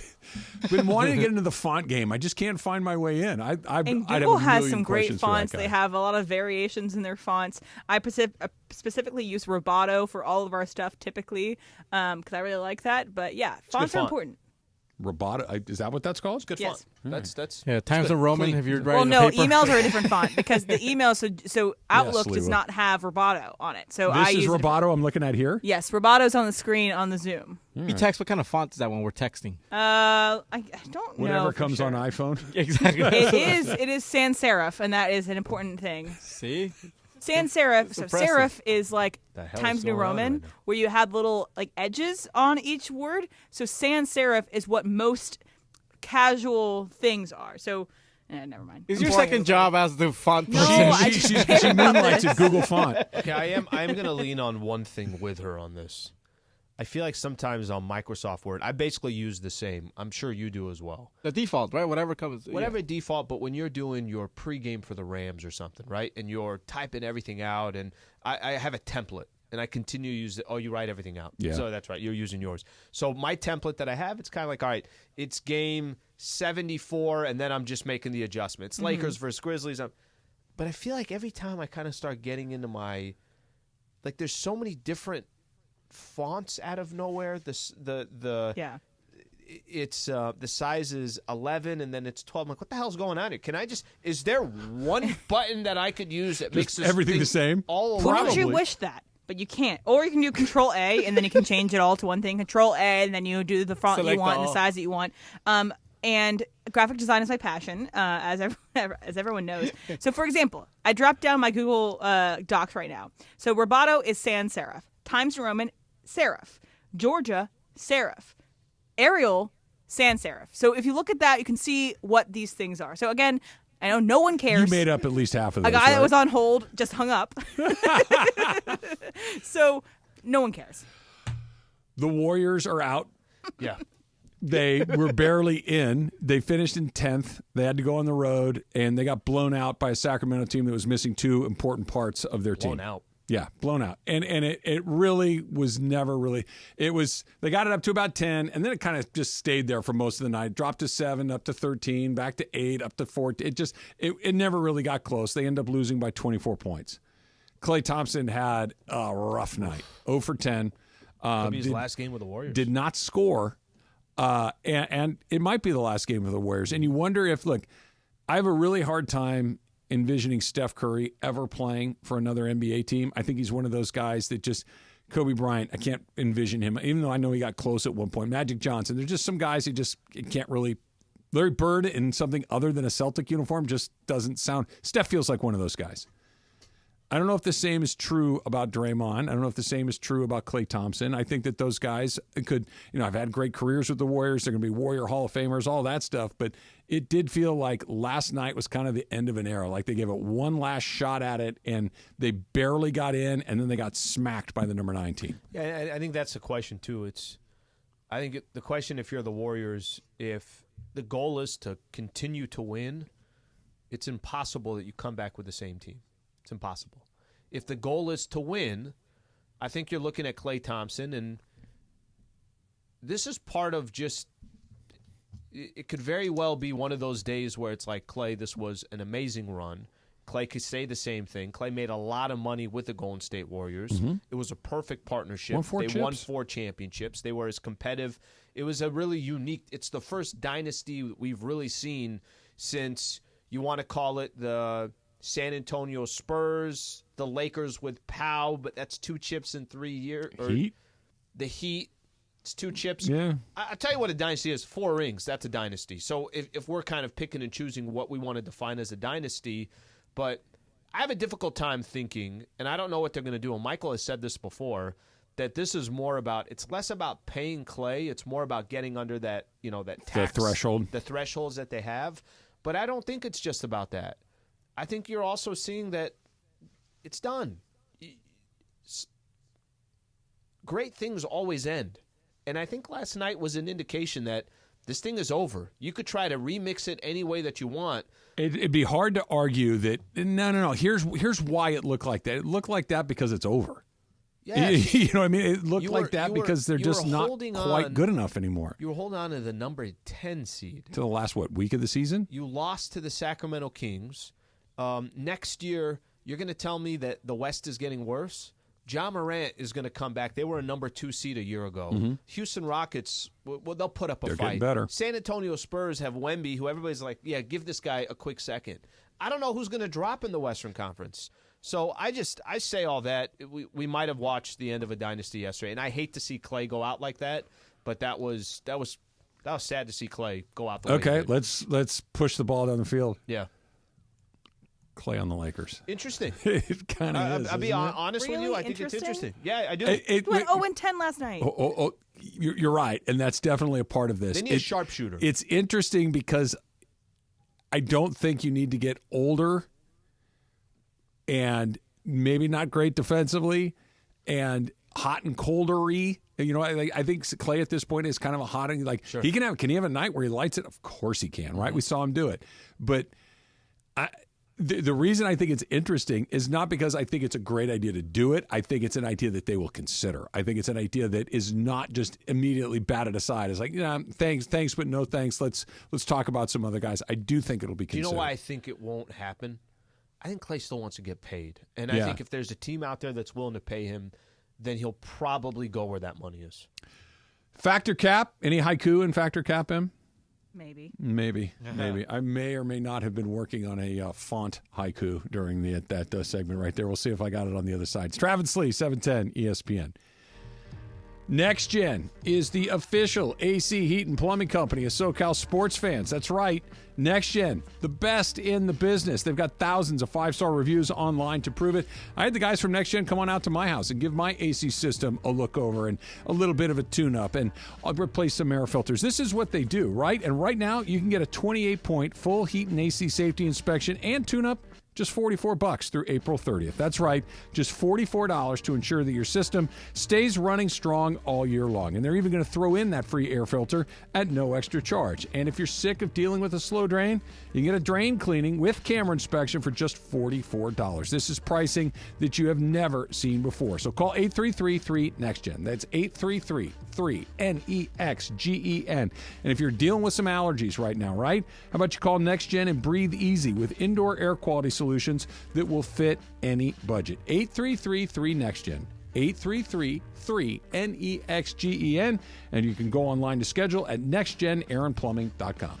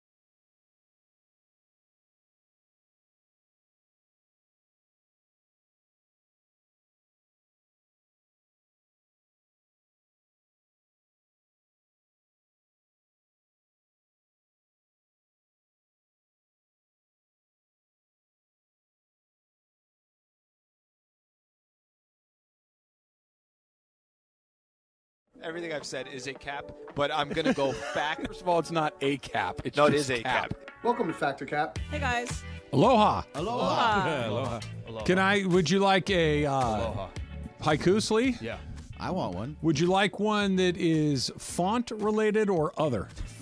Emily font loves her related. fonts. Yeah, I want font right Font now. related? Font is hot. Font police are here. Officer M on duty. Little things matter. Okay. They do. It's They true. matter deeply. She's going to make sure about it. Yeah. Al? No, I triple check. I heard a massive rant yesterday about the fonts. Yeah, so well, I she get just it. did it again. Yeah, I just did it again. Well, because On I air thought this time. that was not going to be on air because no one cares. Everything's on air, right? Al, did you have one you want to do real quick? Yeah, I have one. Eddie Carrillo did one for me. Eddie Jones Vlade. Eldon Campbell Sabalos. Nick Van Exel Love. Not bad. Yeah? Is And that Not right? bad. this one from Laker in the Bay. He says, Travis, Haiku Cop. Along the way, overused. Give me martini. Martini. That's that Give last me line is amazing. That's good. That's good. I like that solid line. I walk-off hope you line. say that at the bar. Give me martini. Tarzan. Sir. I want martini. Give me. Man want martini. Okay, so Pixar's Inside Out 2 is coming out this summer. I'm really excited about it. I loved the original Inside Out. It was really a beautiful story about how, to deal with emotions and how to handle emotions in an adult way and how you learn through that as a teen. So this next movie is about how Riley, the main character of the original movie, is growing into a teenage girl, and what happens when you grow into a teenage girl. Your emotions go haywire, and there's new emotions coming to there. So Pixar has assembled a crew of 9 teenage girls who have come into the studio every 4 months and watched Inside Out 2 to give them notes on Riley's emotions. So a panel of 9 teenage girls. So my statement is, a panel of 9 teenage girls is absolutely terrifying. Travis, fact or cap? Fact.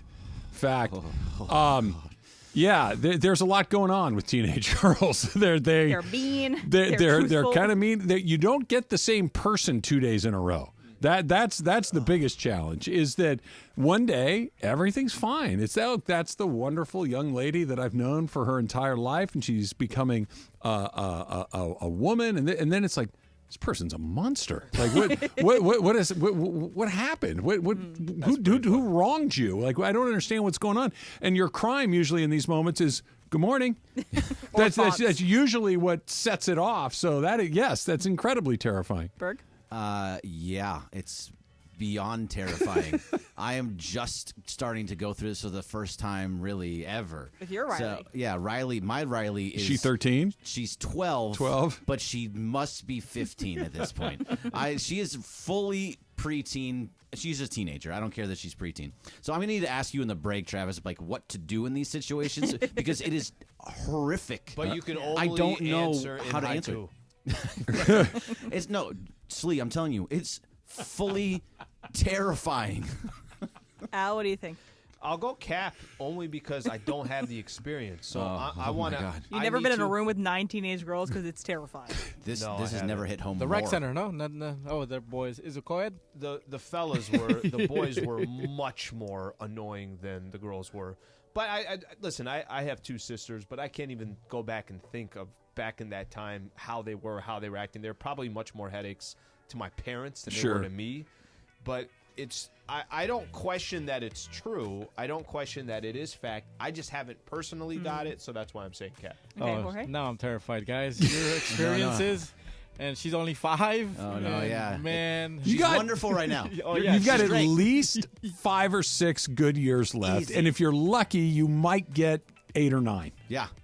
She'll be amazing. It's coming, my friend. Maite is a wonderful little girl.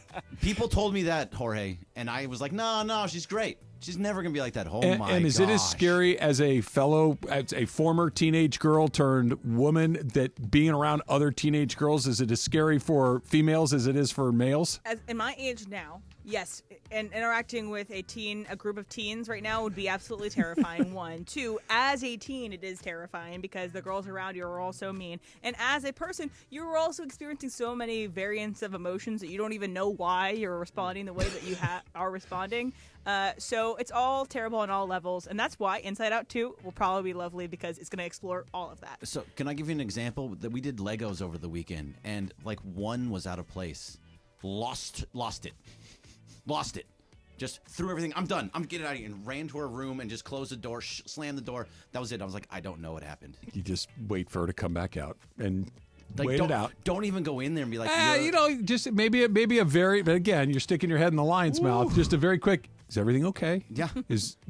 Are you okay? Are you just having a bad day? Or what? That's probably not even a good idea. Just, are you okay? I'm here if you'd like to talk about anything. And then sit there and sip on all yellow bourbon. except that red one. Huh? Yeah. Oh. Be careful. Yeah, be careful is right. So okay. Today is the anniversary. On this day in 2011 was the premiere of Game of Thrones. So I know Greg's the only other Game of Thrones watcher on the show right now. Yes. You loved it? He loved it until the end. Yeah, last 3 seasons sucked. But one of the main hallmarks of Game of Thrones is that it's shock factor. It'll introduce characters and then they will be gone in ways that you didn't expect. Something will happen. So we're not going to, for sake of spoilers, we're not going to say the things in Game of Thrones that are truly shocking. But you have ever been truly shocked by a TV show at all? Berg, Patrick Cap. Yeah, there's plenty of them. The Game of Thrones, for that example, has a ton of them. And then we were talking a little bit before it came in, but Breaking Bad has a lot of them. There are plenty of deaths that have one after the other where you're like, I did not expect that to happen. Gus Fring, like you were talking about, that's a massive one. Yeah. And then what was the brother-in-law's name? Hank. Yeah, Hank. That one to me was amazing. Yeah. It was shocking. Was shocking to me. So, yeah, there's a bunch of those out there. Al? Fact, and it's funny, I wasn't going Breaking Bad, but you just brought up a few of them. You know where I was going? Because you and I were watching at the same time, and we both were kind of having the exact same reaction. Was Better Call Saul. Oh, yeah. Yeah. When you spoiled it for Al, that something was coming at the end of that episode? That's right. That's exactly fine. I regret nothing. There was like 5 minutes left in the episode, and still nothing had happened. So, like, Michelle was like, "Oh my gosh!" I'm like, "Oh, something's happening." I This is supposed to be a sweet night on the couch watching TV. But fact, definitely happened. Trev. Sure, there is. I'm struggling. The only one that I remember looking at Susan like, wait, what did we just see? And it wasn't like a death necessarily, or it was the ending of The Sopranos, where I didn't wait. The confusion? That's it? Were you angry, though? That's an anger. I wasn't angry. I was confused. Like, it took a good 10, 12 seconds. Like, wait, it's over? There was a death in Sopranos 2 in that last season that was, to me, shocking at least. Because then you're like, we're not coming back. Which one? Adriana. Oh, I mean, that was coming. Yeah. Once she started talking to the FBI, that was just a matter of time. No chance. Well, Hank was going to die eventually, and so it's almost like I didn't think he was. I thought he was, and it's both Hank and Adriana are like the the downfall. Role. I mean, there's no turning back after Hank. There's no turning back after Adriana. No, see, I didn't think Hank was going out. He thought he was just going to make it all the way. To Maude the end. Flanders when she got killed by a T-shirt gun. Yes, that was shocking, and she stayed dead the whole Yeah, time. no, they never brought her back. Only in apparition or flashbacks. Right, That's it. right. Yeah. Jorge. Yeah, the Sopranos. I was shocked at how bad it is. 6 episodes in, You don't think it's bad. You just start going back to it. I just want Twitter to come at me. Come at me, Twitter. But Sons of Anarchy. Sons of Anarchy has a lot of twists like that I didn't see a lot of these things. I don't want to spoil like you guys did The Sopranos for me. I don't want to spoil Sons of Anarchy for other Bad people. that we just did too. I mean, it's like 20 years old. Sopranos is 25 years old. I regret nothing. No, you shouldn't. If it's past that point. So funny. And so I was actually yesterday watching this podcast called The Big Picture, and they were doing a 1999 movie draft. So they're just drafting movies that came out in 1999, one of the best years in cinema of all time. And I had to kind of turn it off at certain points because I don't want to get the spoiler because I haven't watched this movie yet. Oh, that's funny. Even though, again, it's a 26-year-old movie, I deserve to be spoiled if that is the case. It's not The Sixth Sense. I've seen that movie. Okay, so last one I'm going to do for you guys. So transfer portal, obviously, is all people talk about with college football. All people can talk about with 710 And ESPN. radio producers. Yeah. I did tweet out my hourglass. Nice. Who knows? What could that possibly mean? Have you gotten some deals? Yeah, I'm of interested. Anyway, so a player for University of South Florida, USF, decided to transfer. And his group mate on a project decided to quote tweet John Rothstein tweet saying that he's going to transfer, saying, "This guy was supposed to help me with a group project. It's due tomorrow, and now I'm high and dry." So whether or not that's actually true, it's a funny joke. You have ever left a group project high and dry? Alf after Cap. Cap, no, group projects was like, that was the only shot I had. There were so many other people that were probably going to take the initiative. I would probably be the first one there. I'd be asking people, can I get you a coffee, a water? I was basically like a timeshare salesman. I was making sure everybody was comfortable. Get what they need.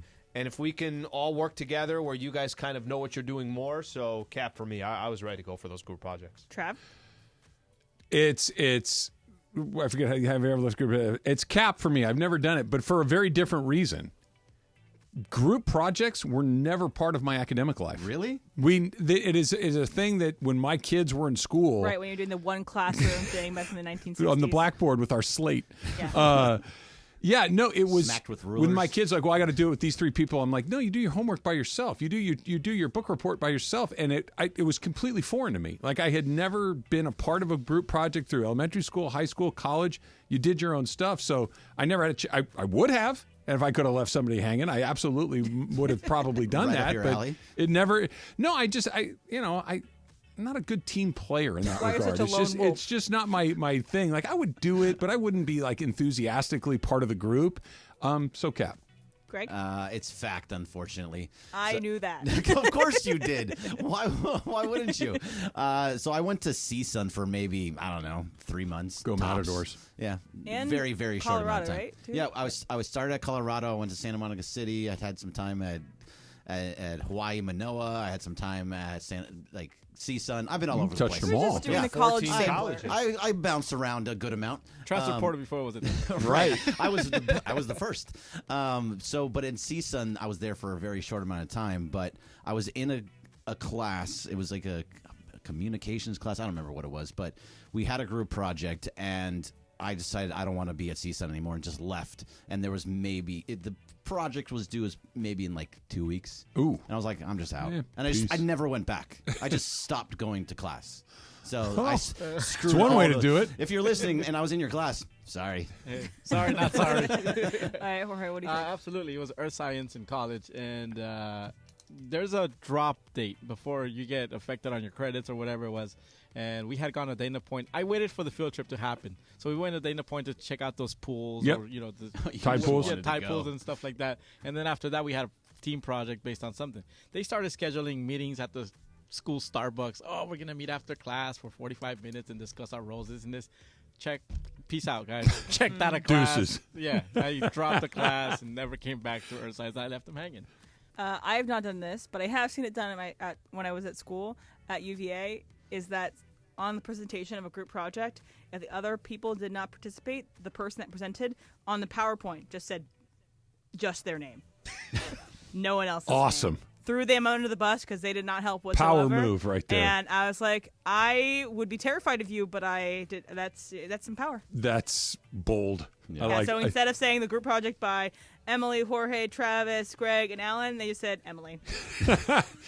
Shohei Ohtani is off to a very good start for the Dodgers, except for one thing that he's very, very bad at so far. That's next. It's Travis Lee, 710 ESPN. Go Mounties.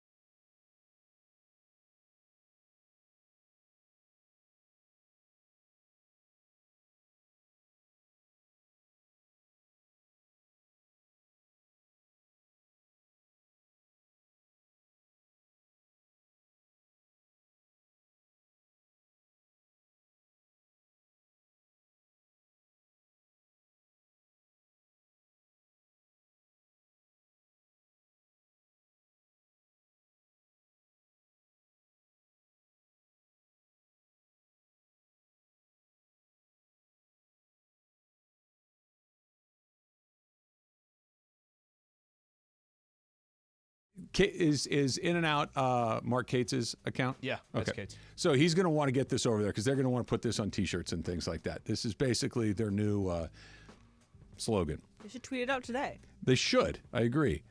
Never disappoints. Animal style plus shake. What it's all about. Oh yeah, that's good. CM. That's good. 575. That one's good right there. That one was Good job. legit. Well, no, don't say it like that. That means all the other ones weren't good. No, but that one was your best one. Oh, that's a better way to say it. Yeah. That's the best one so far, Trav. Good job. Thought the other ones were great. Well, because the problem is you turned over to M. See, she's not and participating. Like she's still mad at me. In her head, so I was. She you know, is. You know what this was? She's hoping I mess up. I'm counting in my head, and they're not that good.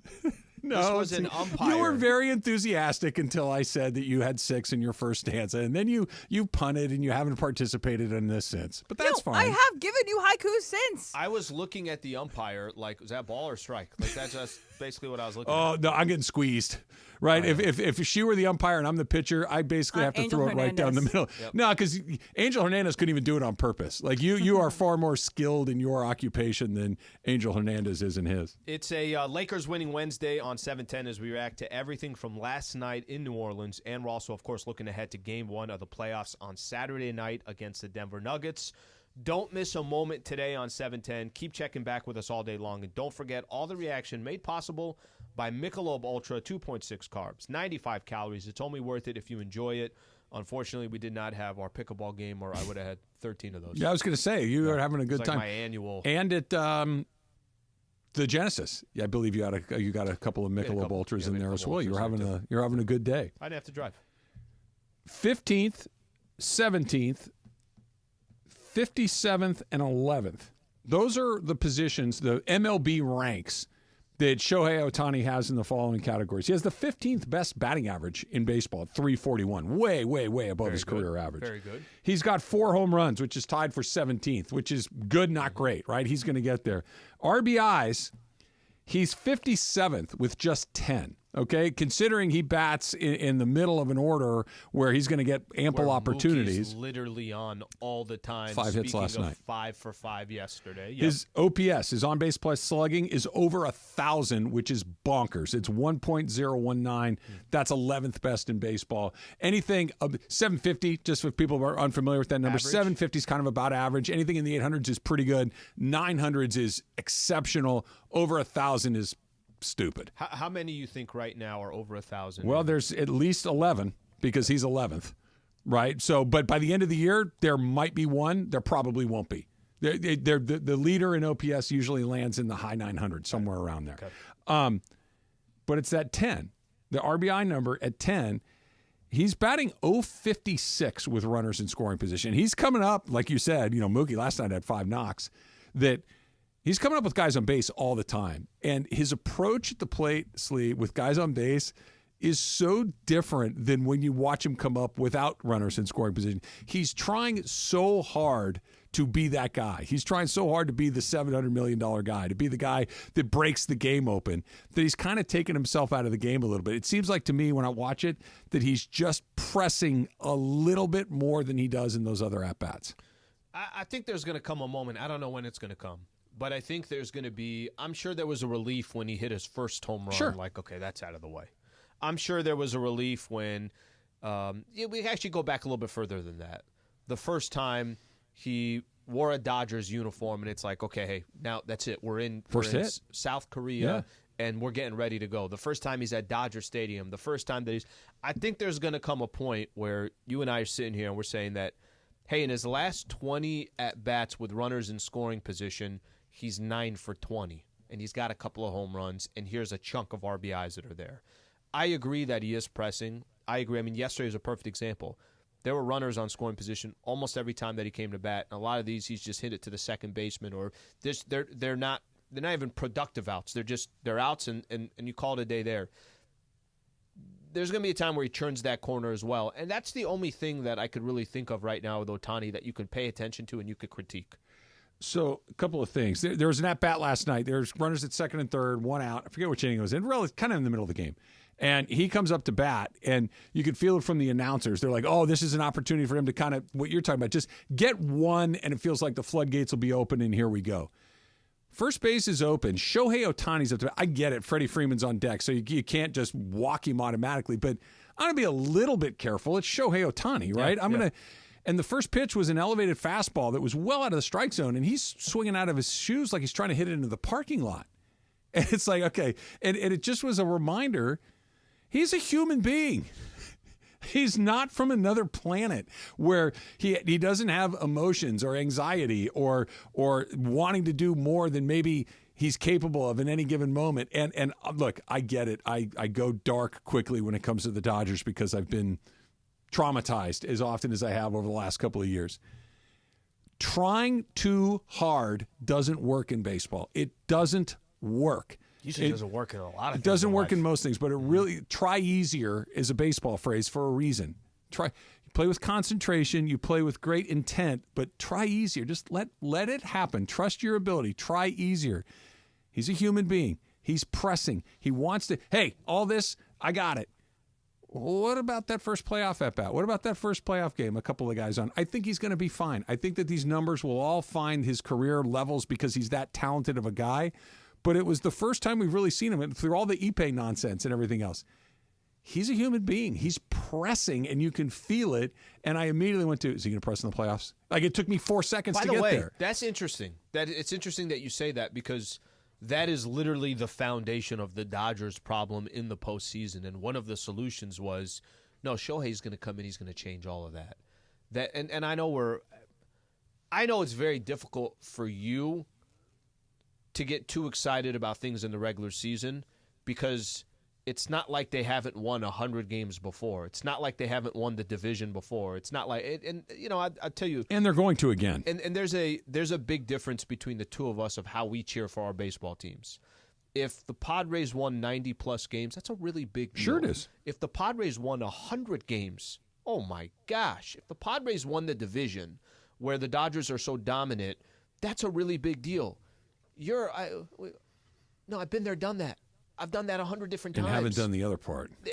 The only thing that you're kind of caring about is, do these guys who are pressing in the postseason, are they relaxed? Or do they feel like they have the pressure? But that's interesting when you say that Ohtani he's pressing right now, and this should be the least amount of time that he's worried about pressing. If you are pressing at any moment, it's going to be down. I know it's an overreaction. It hasn't happened for him yet. He still hasn't gotten that, and I think when it does happen, he'll go 6 for his next 10 with runners in scoring position. Does that not also remind you of when you talk about the Dodgers in the playoffs? Of course it does. That, hey, once that faucet opens a little bit, it's like leaking. It's like when I smell a cinnamon roll in the mall. I feel like I'm going to get sick again. I haven't had one in 45 years, but I know that if I have one, it's going to make me feel. It's not because there's anything wrong with cinnamon rolls. It's because I can't eat them. You had a bad experience right. with a cinnamon roll. And so when I see the best player on the planet bat 0-36 with runners in scoring position, makes me feel a certain way. I've seen it before. What's the number? 1 for 22 last year with an infield hit? And it was, I think, Freddie Freeman. Somebody slid. I forget who it was. Freddie, it was Freeman. Infield hit. That was it. Beginning of last season. Hey, listen, Freddie and Mookie are going to finish 2-3 in the MVP voting. And, oh, by the way, they're going to go 0 for the playoffs. No, they're not. It happened. Shohei Ohtani, the best player in the world. Could he press in a big moment? Nah. You saw him in the WBC. Yeah, but I've seen this, too. Scar tissue, Sliwa. Scar tissue. Fair. Lakers win last night. They're going to have to be a lot better if they're going to want to win anymore. That's coming up next. It's Travis Sliwa, 710 ESPN. Coming up today at 4.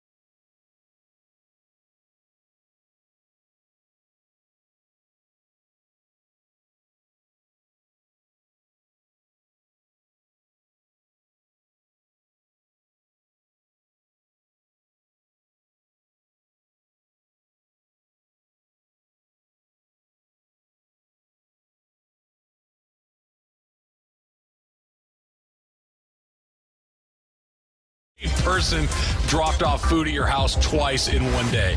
I don't Great know. question. Travis and Sliwa. On 710 ESPN. Mentioned this at the start of the show. I don't know if I've ever watched a sporting event quite like I watched that Laker game last night, where they won. Odd. And it's like, all right, they won. They've secured themselves a playoff spot because, anything can happen in the playoffs. But it's like, Nuggets, man, oh man. All right. As they're getting ready to blow a pretty good-sized lead, Zion Williamson is absolutely dusting them. And I didn't hate every single second of it because, look, if we lose, okay, cool. There's another game on Friday night against a team that I think they got a pretty good chance of beating at home. And, oh, by the way, OKC is waiting for you if you're the 8. It was such a weird ride where I wouldn't say I was exactly rooting against them, but I wasn't. Had they been getting demolished by Zion like that in a, hey, if you're out, you lose, I would have been losing my mind. It wasn't like that at all. It was very odd. I don't remember. I'm trying to think here. I don't remember another sporting event, and there's a reason why I think Laker fans were all over the place. And it's funny you describing that emotion because I'm feeling the exact same way. They go up early, and it's like, okay, you know what?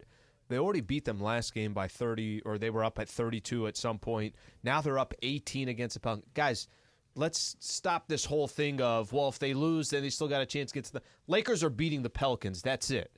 Then 18 goes down to like 10. And then 10 goes down to like 6. And then, Zion does. It's happening fast, too. It's happening fast. Now the Pelicans crowd's going crazy. And there was other guys too, like Herb Jones and Jose Alvarado. Alvarado was awesome. Jose Alvarado. And Zion is doing his thing. Zion was the best player on the floor yesterday, and that's with LeBron and Anthony Davis out there. He ends up with 40 points. Zion ties the game with about 3 minutes left to go.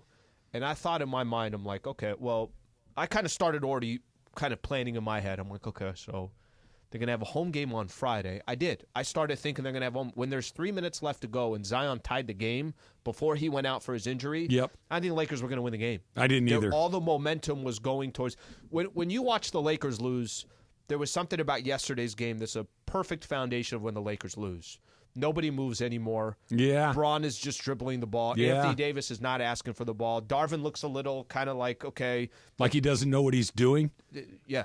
Yeah. So yeah. take that entire combination, take that combination of things, and that was basically leading up to Zion's injury.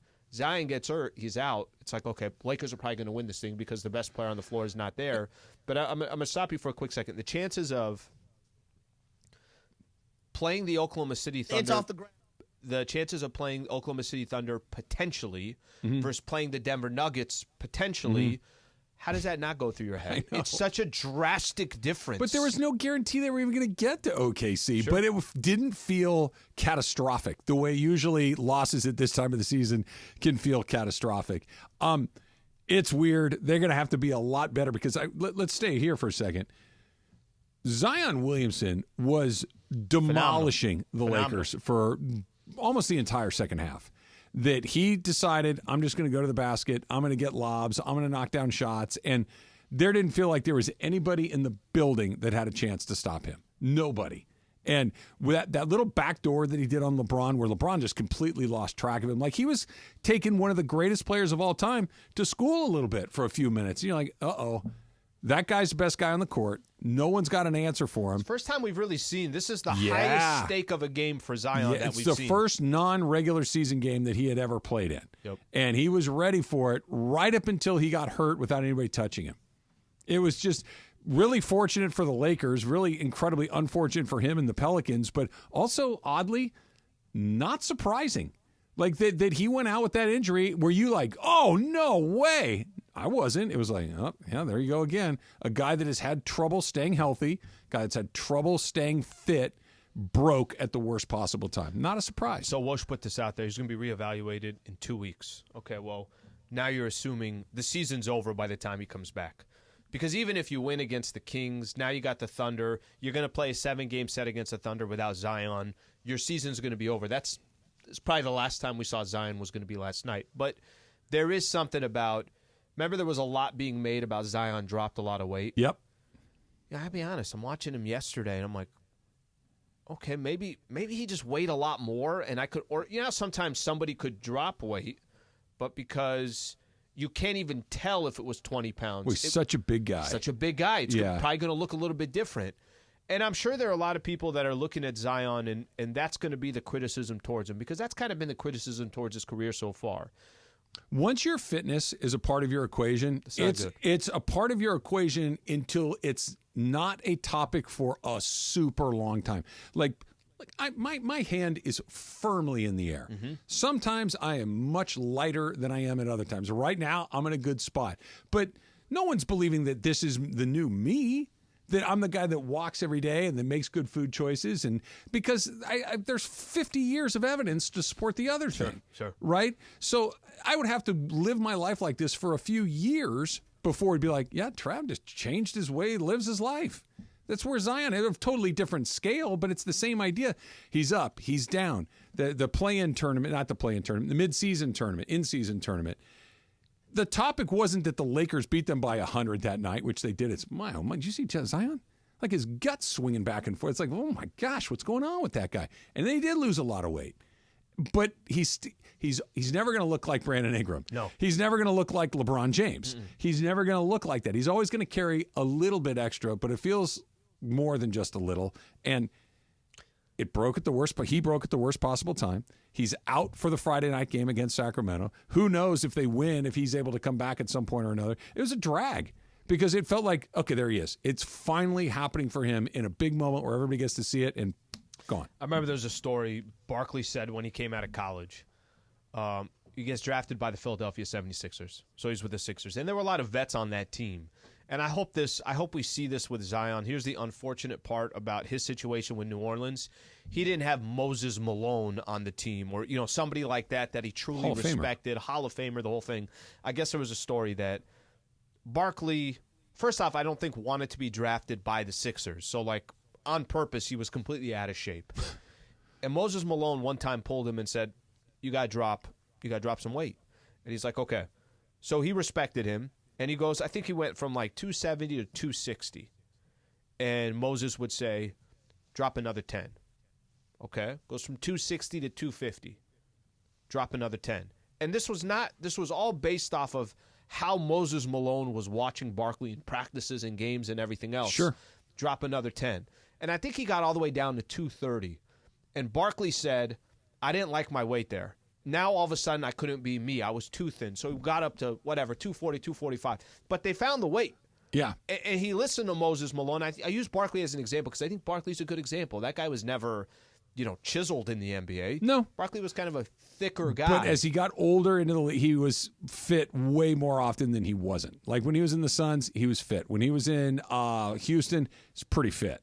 The Philly thing, he was yo-yoing a little bit. But it's a drag because the Lakers probably have a game on Friday night if he doesn't get hurt. It just felt like that we were really headed in that direction. Now, the Lakers, the good news for them is they do get 3 days off, right? You get today, tomorrow, and Friday, play Saturday. I do think that the way that the first round is structured, there's just more built-in off days. Mm-hmm. The Lakers are their most important guys are either old or a little nicked up right now, right? AD's back. AD did not look good last night at all. Neither did LeBron. Mm-hmm. Neither did LeBron. Those two guys have to be the best versions of themselves to beat the Nuggets, to even win a couple of games against the Nuggets. They got to be 10 out of 10s. The only way that's going to happen multiple times is with additional rest. That only exists in the first round. It's a tough assignment. They're probably going to lose. But if you're going to beat them, it's in the first round. I really do believe that because of the built-in rest. Saturday you play in Denver. Monday you play again in Denver. Then you're going to get 2 days off before you play again on Thursday back at Crypto. So you're basically playing 3 games in a span of 6 days. Yeah, that's very advantageous to the Lakers. That's very advantageous to players like LeBron. Now, the elevation's not going to help and everything else, but look, it's the Nuggets. That's the class of the NBA. You got to be on top of your you-know-what, right? I mean, as simple as that. Everybody. Right. It's not going to be – and maybe you don't have to do it every night because – you have to do it 4 times. To do it 4 times. You have to do a 4 out of 7, and I don't even like looking at that series yet. As in, you got to win 4 because that sounds so overwhelming. They're 0-8 in their last 8 games against the Denver Nuggets. But is there a way? We've all watched these games. A lot of Laker fans have watched all these games. It's not like the Lakers. I know the final score says they lost by 8 or 10, but with 4 or 5 minutes left to go in the fourth quarter, they're not down 15. It's actually a close game. Can you get one of those games to turn your way? Can you get one of those games all of a sudden to swing your way? It's not like Denver is going to overreact to it. I was going to ask you, at what point, how deep into the series does it have to get before the Nuggets are like, hey, hold on a second, we got to really buckle down? Is it Game 7? It's 2-2. Is it 2-2? I think 2-2, you got the Nuggets' attention. Like, guys, we're in a position right now where this next game could be the difference of us winning a series or losing. I think 2-2 because you're also growing confidence if you're the Lakers that you can actually beat the Nuggets if you're 2-2. I think it's 2-2. Yeah, it's – I don't even know if it's not until maybe Game 7 because now you – Where the pressure's there? Well, yeah, to where not just pressure of, hey, they're more competitive than we thought, but like we've talked about a million times with baseball playoffs and with this play-in thing and everything else – once the randomness of one game is brought in, that's true. You just now I don't have total control over it. I have some control, but not entire control. It's a different thing. Why are you in here? So I'm to tell you something. So by the way, if you're listening on the app, please listen on the app and YouTube that is working right now. We know that we are down, so you guys are looking. What? Looking. We are off the air currently on 710. It will be back up shortly. Okay. But we are working on it, so if you two can just continue talking. Did the hamster die in the wheel or something? Like what happened? It will be put back up. It'll be up soon. I getting just a new want to let you know hamster? what's going on. So if you guys can just keep going for a while, and you guys are doing great. Like just, now? Yes. Yes. Like just keep going? Just keep going. Just keep talking. You're fine. You know what you guys are talking about. I shot So all the best that was I all. had the Remember when last 5 LeBron minutes. did Have the fun. whole Bye. day, no breaks? That's where right. LeBron broke the record, and Yeah. so he did an entire 3 hours. I got a haiku. Yeah, I think I've read all my haikus. I got to come up with some more. But I really do think that that's kind of where it is, Slee. That now, hey, listen, if LeBron goes for 40, we're back? Oh, We're back. That was easy. The hell? You just getting into Travis his- Slee, 710 ESPN.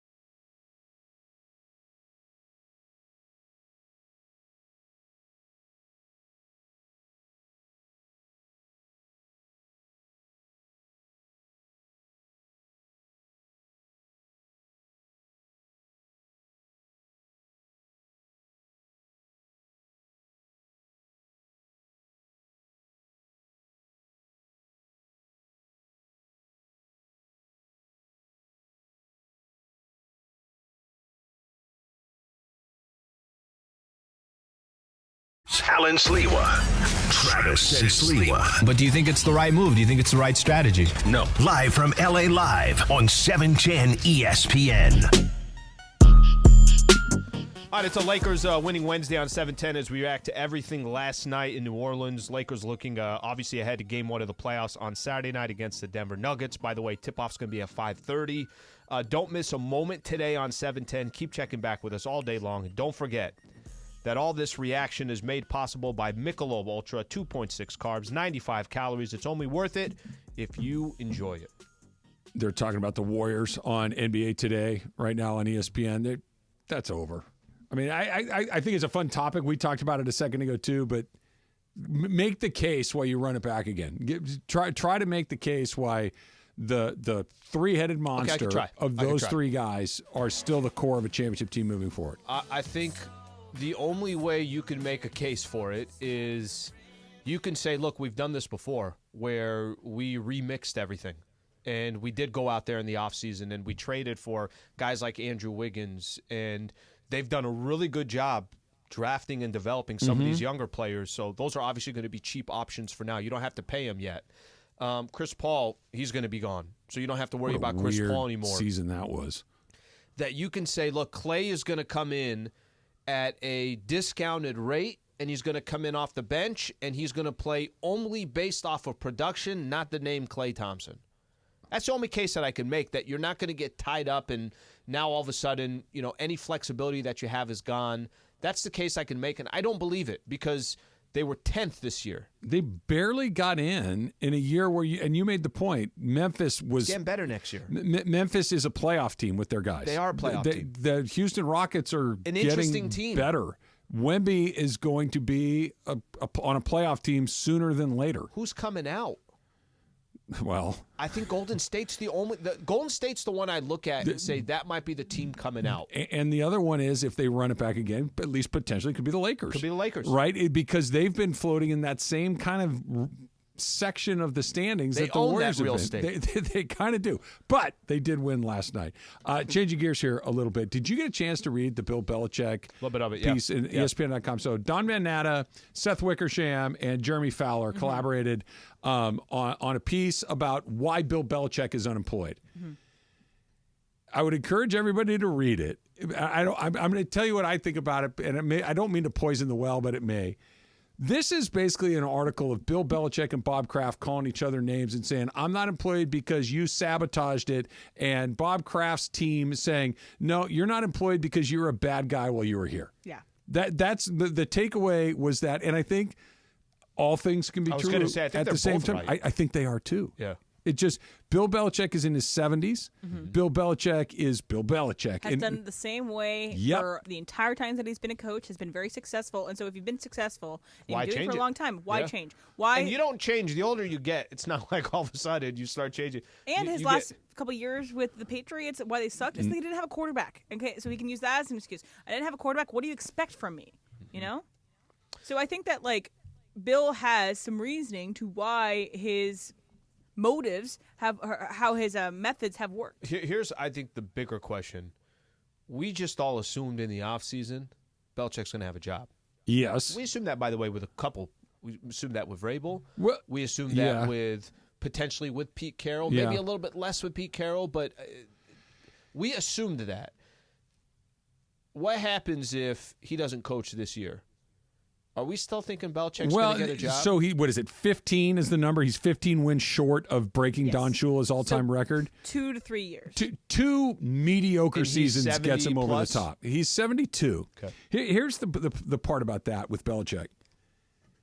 I think if you work every day, and you go to work every day, you put in long hours, and you stay on that treadmill, right? That Bill Belichick's been a football coach for his entire life, and during football season, I work 18, 19 hours a day. This is just the reality of what I do. That you can do it into your 60s and into your 70s as long as you do it. Because it's all you know, and you don't stop doing it. It's what I do. I'm for lack of a better word, I'm in shape. I'm in shape to be a football coach, but just this is the grind. The second you're off that grind, I think it's really hard to jump back in there. If you go from working 18 hours a day to working 4 hours a day, 2 days a week, you're really dying to jump back in at 18 hours a day. And even if you think you are, just the shock to the system of going in there, I think is a big deal. And the other part is he is a short timer. He is there to break that record. Yeah. Bill Belichick to rebuild the Patriot way would take a long time to do it, I think. Yeah. He doesn't have the time, and he's a pain in the ass. In the article, too, they talk about how some teams, had put in their mind, maybe we'll take a chance at the Bill Belichick experience because we want to win. We want to win now. We're built to win now. Any specific team that they thought? So Eagles were one that was talked about the idea of a Bill Belichick without Nick Sirianni being gone. And they talked about how when you get into the Bill Belichick game, you start. It says, "quote You'll have to start all over again. Who would replace him? He hasn't had a good record of developing coaches. They were afraid that he'll have changed everything and every person, and then you'll be starting from scratch again. He didn't demand those changes, but it felt like if we hire him, we have to give him everything to him and trust how he does it. Because if you get into the Bill Belichick game, it is a short-term game. It is a win." Literally right now, next 2 years. After that, you are in rebuild mode because he will strip your team of everything. And there's no guarantee you're going to win. Yes. There's no guarantee you're going to win. 15 wins could take him 3 seasons if it's on the wrong team. If it's on the wrong team, it absolutely could. Mm-hmm. It's so funny to read this, though, because every quote that's negative about Bill Belichick, you're like, well, that either came from Kraft or somebody very close to Kraft. Every negative quote about Bob Kraft came from Bill Belichick or somebody close to Bill Belichick. It's well, you'll never have a civil conversation with him. Well, I never thought I would. Like this idea, well, I'll change. Well, that's from Bill Belichick. No, you're not. You're 72 years old. You got 6 Super Bowl titles. You're Bill Belichick. You imagine this scenario. Get the whole brass together, right? We're going to pull everybody in together. The guy that's got a resume as long as both of his arms put together is sitting there and says, I think we should do it like this. And the GM goes, well, I think differently. Instead of left, I think we should go right. You think Bill Belichick's going right? Not in a million years. I don't think Belichick's taken a job where he knows. He said he would, according to these anonymous quotes, people close to Bill Belichick saying that he will, he's willing to collaborate. I will tell you, you can say all the right things before you get into that position.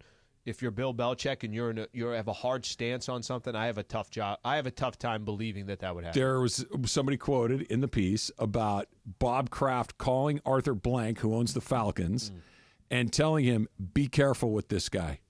Be careful if you give him your trust. Basically just demolishing his character. Let's just say Belichick doesn't have on his LinkedIn when he's interviewing somewhere. I don't think he's got Robert Kraft on there. It's amazing. I also think that it's interesting the specific teams he called out, teams that he would be interested in coaching for. It was the Dallas Cowboys, the Philadelphia Eagles, and the New York Giants. So Dallas Cowboys sounds like an easy fit. I think Jerry Jones would want the box office of Bill Belichick, but if that was going to happen, it should have already happened after the last season. But what's the rub on Jerry Jones? For the last 30 plus years. He wants to be in control. Yes. So Belichick, well, I know they're buddies and they're tight and they've been together, but Belichick doesn't check the most important box of all. Whereas if Bill Belichick came in, let's say the Cowboys win the Super Bowl next year, who gets the credit? Bill Belichick gets the credit.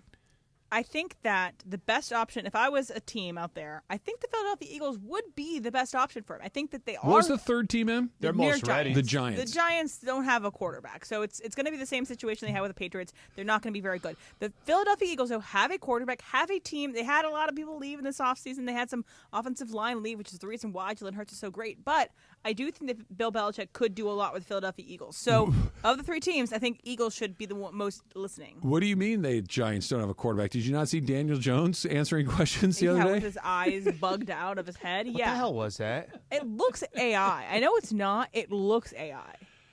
It was weird. What the hell is his eyes doing? I don't know. Like, how can you be that focused on something?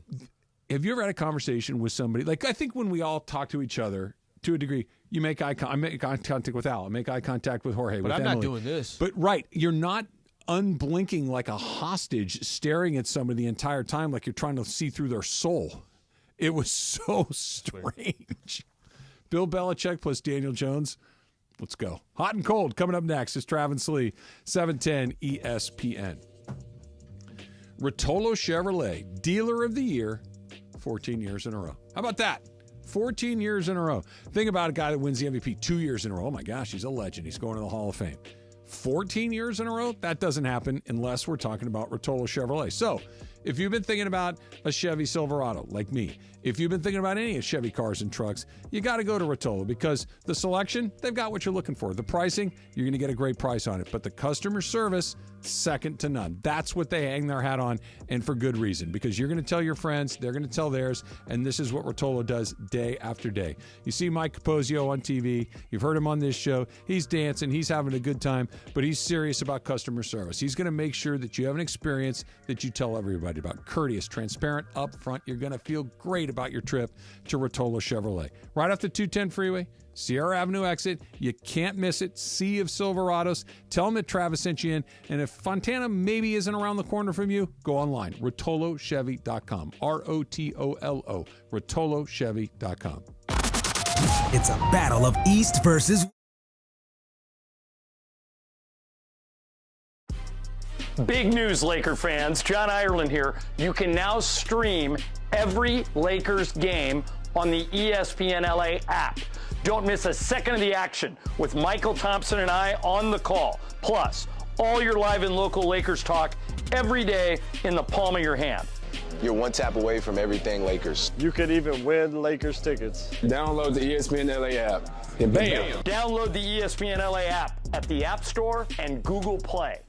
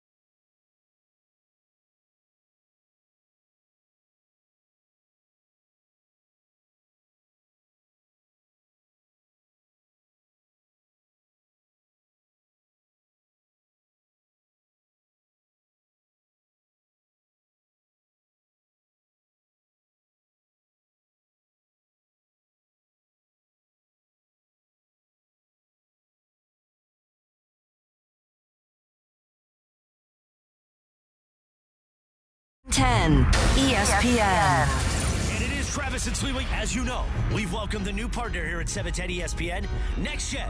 Next Gen, the official AC, heat, and plumbing company of SoCal sports fans. You're as cold as ice. Call 833-3-NEXT-GEN, NEXGEN, or visit nextgenairandplumbing.com. Time for our feature we do 3 days a week at 12:30 p.m. Who's hot? Who's cold? Thanks to Next Gen. Boy, time for Who's Hot? Who's Cold? Take it away, producer M. All right, before we get to Who's Hot and Who's Cold, I have another haiku for you, okay? So it's about Travis. So this says, Travis is so old, Travis used candles before electricity. Wait, hit me with that again. Travis is so old. Okay. Travis used candles before electricity. I like that. Okay. Yes. I like that. Electricity is one of those 5-syllable words. That's my favorite way to end it, is with one 5-syllable word at the end. Extravaganza. Administration. What was that one there? Electricity. Yeah. Slee's still counting. Well, I was trying to find one of 5. I think responsibilities is 6. Responsibility. Yeah, 6. Doesn't work. Too bad. All right, so Who's Hot is Travis Kelce, not only because who he is romantically entangled with, but because he is going to host Are You Smarter Than a Celebrity on Amazon Prime. So the idea of it is similar to Are You Smarter Than a Fifth Grader, where a adult contestant is competing and to answer questions, and both the elementary school students are answering questions, and the elementary school student can help the contestant, okay? So it's going to be flipped a little bit, where it's going to be one adult, so say me. I'm competing on Are You Smarter Than a Celebrity? And then there's a panel of about 6 celebrities ranging from sports, music, TV. So it's Taylor Swift, it's Patrick Mahomes, it's Travis Scott, and it's Adele are the celebrities. It's a good and panel. They're going to answer the same questions that I'm going to answer. And they're all based on elementary school level, they say, questions. Okay, so I thought about, what is a celebrity that you guys think is actually like very smart, like that you would want to be on your side to help you if you're in an Are You Smarter Than a Celebrity situation? So what you're describing a little bit, I know Are You Smarter Than a Fifth Grader is kind of the seed from which this idea has grown. But at least from my understanding of what you're describing, this is more like the match game from back, like where you have a panel and you ask me a question like, Zion Williamson is so hungry that when he goes to the store, he blanks. And right, and everybody has to fill in the blank, and you guess, and you try to match as often as you can. Yeah. So it feels a little bit more and like that. I feel like that's more like Family Feudy, where you're trying to get the most common answer as opposed to like the correct answer. And also, if you guys watch RuPaul's Drag Race, they do Snatch Game, which they all dress up as celebrities. Anyway, okay, it's great. Here, you're going to dislike this, but I think you'll also be like, that's not a terrible answer. Like a celebrity that if you had to go to him for actual answers to random tidbits of stuff, Aaron Rodgers is not a bad choice there. As long as we're in a certain lane in the freeway. He might give you the wrong answers on things. Some things, talked but about yesterday. He fancies himself informed in all areas. And I don't think it's all areas, but I think it's some. I think that's one. And you guys know Mark Duplass? I don't think I do, no. So he goes on Celebrity Jeopardy and cleans up every year. And he's very bright. He's an actor. He's a producer, director. He was in The League. Oh, yeah, you ever watch The League? Yeah, I'm looking at him right now. Yeah, Yep. so he'd be my second choice, I think, if not my first. All right, so I'm just going to tell you who is just known for, and this is going to be more athlete related. Pau Gasol seems like a very, very, very, not seems like, he is a very, very intelligent human being. He is. Yeah, for sure. That would be somebody. Aren't both of his parents like doctors, surgeons or something? Something like that. Yeah. So I think honestly, if comes to rest in mind. peace, Kobe would have been great for this too. Sure. Because he's so well rounded and Sure. had so many things that he was really interested in. He would have been a choice as well. Another one that's again, I'll stay with sports. Your former partner here, and obviously a part of 710 for a while, Marcellus Wiley. Marcellus went to Columbia. No, Martellus is very bright, but I also got the sense that he was making up half the things he said. Like Aaron Rodgers. That's funny. And I would tell that to Marcellus if he were sitting right here. That's great. That's great. There's a couple right there. Jorge, who do you think you would think that would be great to help you with a show like this? I think somebody like J.J. Redick. The way him and LeBron were breaking down that Duke grad? Yeah, I was like, dude, like they were talking code or something. I saw some of those clips and I was like, I don't get half of the stuff you guys are talking about. But that's one of those, they speak the same language. Like they've come from different parts of the world, but they speak exactly the same language. And they're both so like immersed in it. Yeah. You absolutely love it too. Shaq. Shucks, it would just be fun, just for fun. You'd be out early. Yeah, but just for ratings, would be up there. I feel like Emma Stone, I would definitely pick as somebody because I think she is very smart. She wants to be in Jeopardy really badly. She knows a lot of trivia and tidbits, so I think she has a lot of time But she on her won't take hands. the celebrity path, right? She wants to earn her way into the regular field. But if I could pick her, Yeah. I think I would pick her. It's a good choice.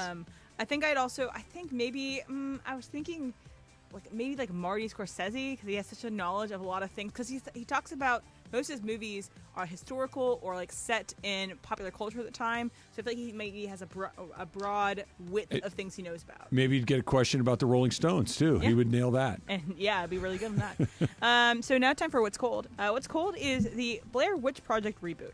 Okay, so Blair Witch Project, I'm sure everyone has seen or at least heard about.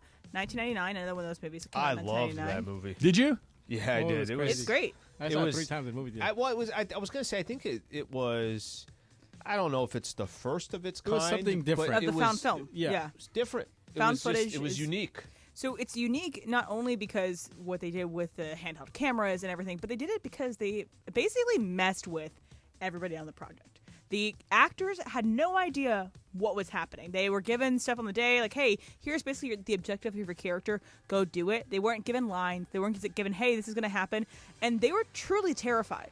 And something that can't really be redone because you know what's happening. Yeah. Okay, so it's something that it was very special and maybe it was a little bit not up to par with how you should treat your actors and everything. Like they cut some corners on stuff, but it got made away with it just in time. Cult classic and a truly unique movie, which rarely comes about.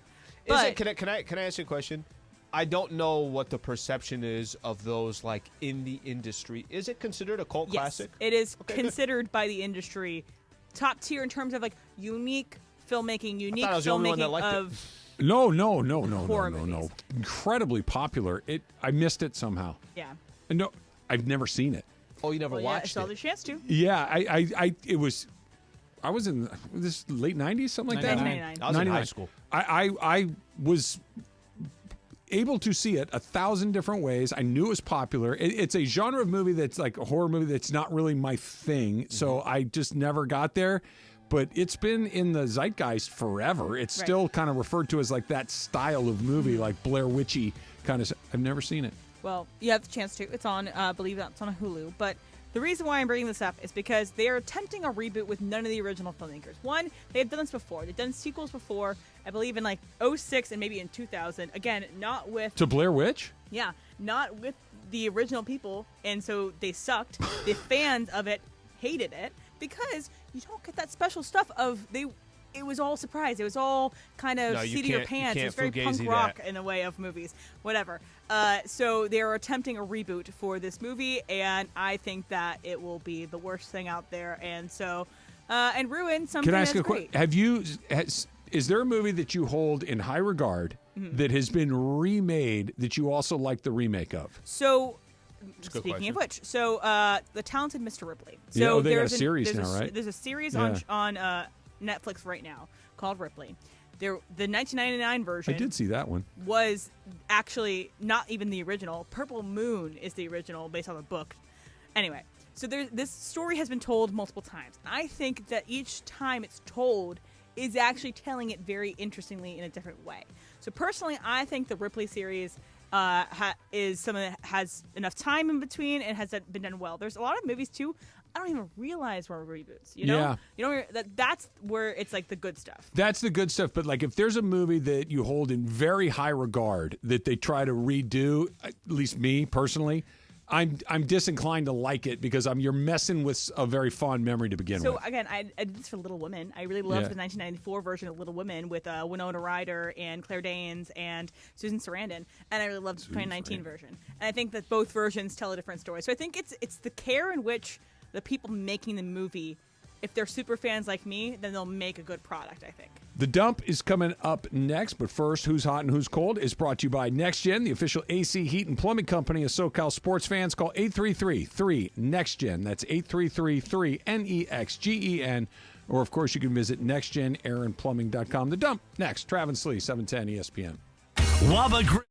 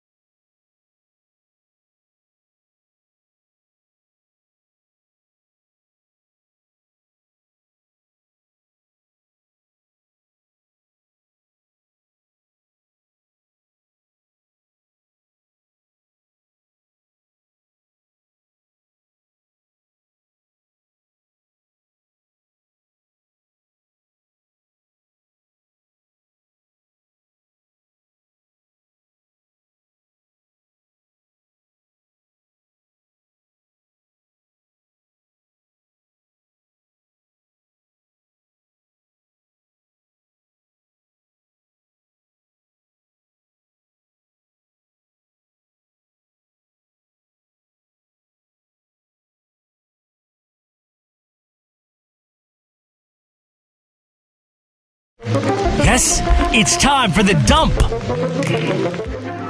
We were having a debate in here with the difference between I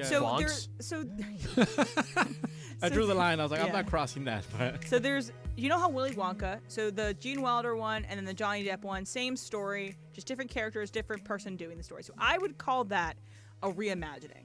So same story, just different actors 20, 30 years later, okay?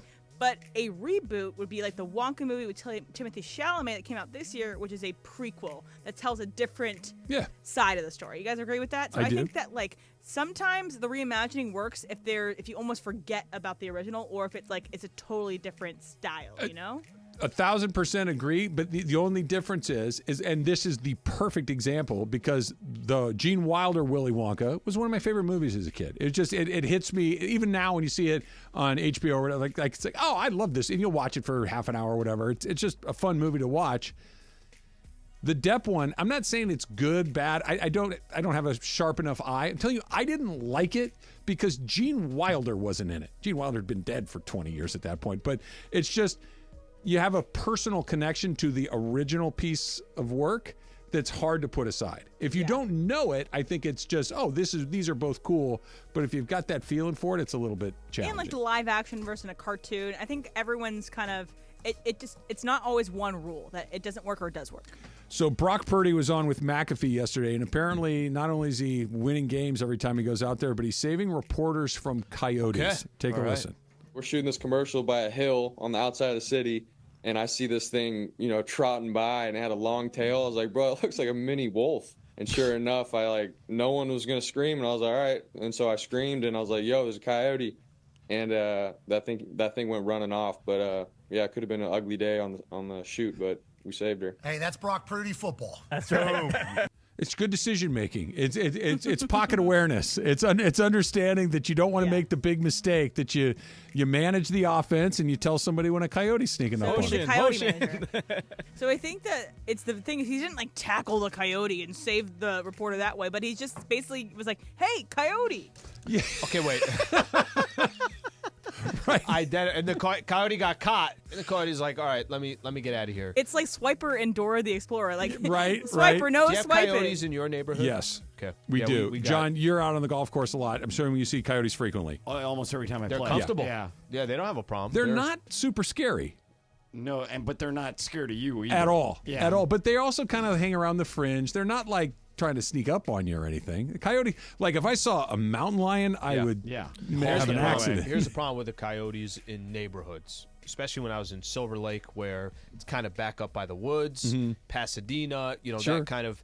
The problem is they're looking at your little dog. Yep. Yeah. And that's basically the only thing that they care about. So there's a lot of times that we'll go take. But if you're for a with walk. the dog, they're not going to mess with you, right? I'm asking. I don't know for sure, but they're not going to pick a fight with a 150, 60-pound guy. They're not going to pick a fight with you, but they're going to try to see if they could snatch your little dog. Hey, coyote! So one time I was playing golf, and there was a blind tee shot down into a valley, and I'm playing on the fifth hole, and I can see the valley, but the guys teeing off cannot. They just hit shots. So I see a young, a baby coyote run off a hill, look around. Some guy had a perfect drive right in the middle of the fairway. Coyote puts the ball in his mouth and runs back up the hill. And I went, we got to tell the guy. And so we go over to the thing. I go, I got good news and bad news. He goes, what's the good news? I go, you hit it right in the middle of the fairway. Bad news is now it's on that mountain. I go, is your playing partner going to give that to you? And the partner immediately is like, nope. I was just going to say, I think 3. you got to play it where it lies, right? Or it's a lost ball. Yeah, right. It's one or the other. It's one or the going other. Up in the hills. Coyote! That's a pretty good. Happy birthday to one of my favorites, Jennifer Garner, who turns 52 years old today. 2 syllables. Jennifer 4. 5. I'm talking about Garner. Oh, yeah, that's 2. She's still bothered by that. Because Connolly is 3. Conley. Jennifer Conley. Is it Jennifer Conley or Connolly? Connolly's birthday or Garner's birthday? Oh, okay. Yeah, alias Jennifer Garner, former spouse to Ben Affleck, Jennifer Garner. She runs a farm, apparently, from the Capital One commercial. We buying that? She's got a new business. No, she does. She owns that business. She does? Yeah. Okay. I don't think she's in the field picking those She's oranges. killing it with Capital One. Well, she's trying to walk around in the jeans and like the white like blouse kind of thing. And I'm like, I'm not buying her as a farmer. Like, I'm a huge fan of hers, but the farm thing kind of missed me. When she was on Alias, she had about 5 years where she was an it girl, and I always describe an it girl with girls want to be best friends with her and guys want to date her. Yes. I don't know who that is now, but for about 5 years it was her. And is there anyone that fits that description? Who do you want to be friends with? So Taylor Swift. Florence Pugh, I think is like that if you know who she is. Yeah. Zendaya, I think is like that. Girls Zendaya, love that's a good being one. friends with her. And then Renee Rapp, if you know who she is. I think hosted SNL. Yeah. I'm blanking on her name. You guys talked about it. She's in the movie with the guy from Top Gun. Sydney Sweeney. Girls don't want to be friends with They don't want to be They're intimidated by her. Okay. Yeah. Because she's very beautiful. She's chest first. Ah. If you know what I mean. Is that? I think I do. Yeah. I think he knows. I don't think you're being very subtle. Girls, I don't think I need a know what Dakota he ring. means. I'll write down what he means. Yeah. Yeah. She walks into a room and people stop paying attention to the other girls. That might be fair. ESPN's broadcast of the Dodger-Padre game on Sunday Night Baseball was 1.961 million viewers. It's the most watched Sunday Night Baseball game that didn't have either the Yankees or the Red Sox. So is that a good bar? If it still didn't beat the Yankees and Red Sox. Can I tell you what I think that might be? Every NBA game, which was as important as can be on Sunday. They were over, right? They were all done by like 3. Right. And I don't think first pitch was till 4. And it was rain delayed a little bit. It was even after that's that. right. That's Michael right. has an interesting theory that I wish they would adopt. So I'm stealing this from Michael. After the NFL season ends, after the Super Bowl, okay, why doesn't the NBA play all afternoon games on Sundays? Before the game starts or after the game starts? No, like, for example, So in February, the most Laker games on Sunday night start at 6:30. yeah. Why Okay. don't they start at 12:30? Like across the board. Right. Yeah. Like this past Sunday was. And when you they could started have- every and you- game at and What's it, is it 12:30. a travel issue? No.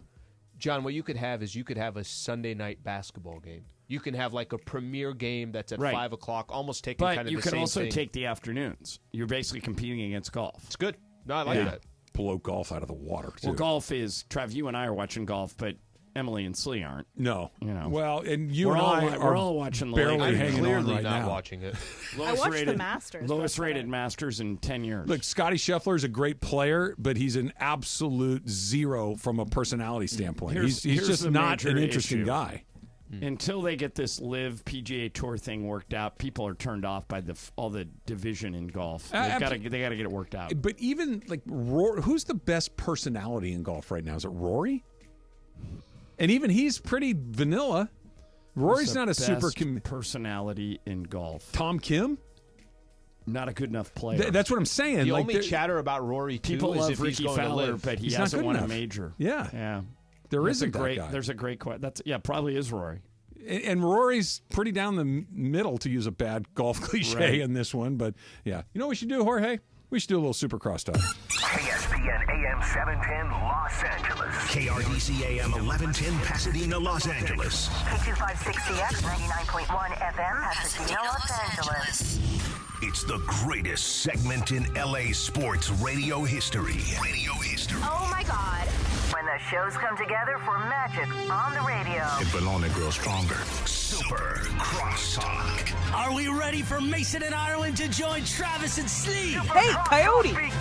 Super Crosstalk presented by In-N-Out Burger. In-N-Out. That's what a hamburger is all about. It's time for Super Crosstalk. Hey, Coyote! Hey, Coyote. What is that? I think I'm going to adopt that What right is now. that in reference to? Brock Emily- Purdy saved somebody on the set of a commercial shoot by saying, "Hey, Coyote." Yeah.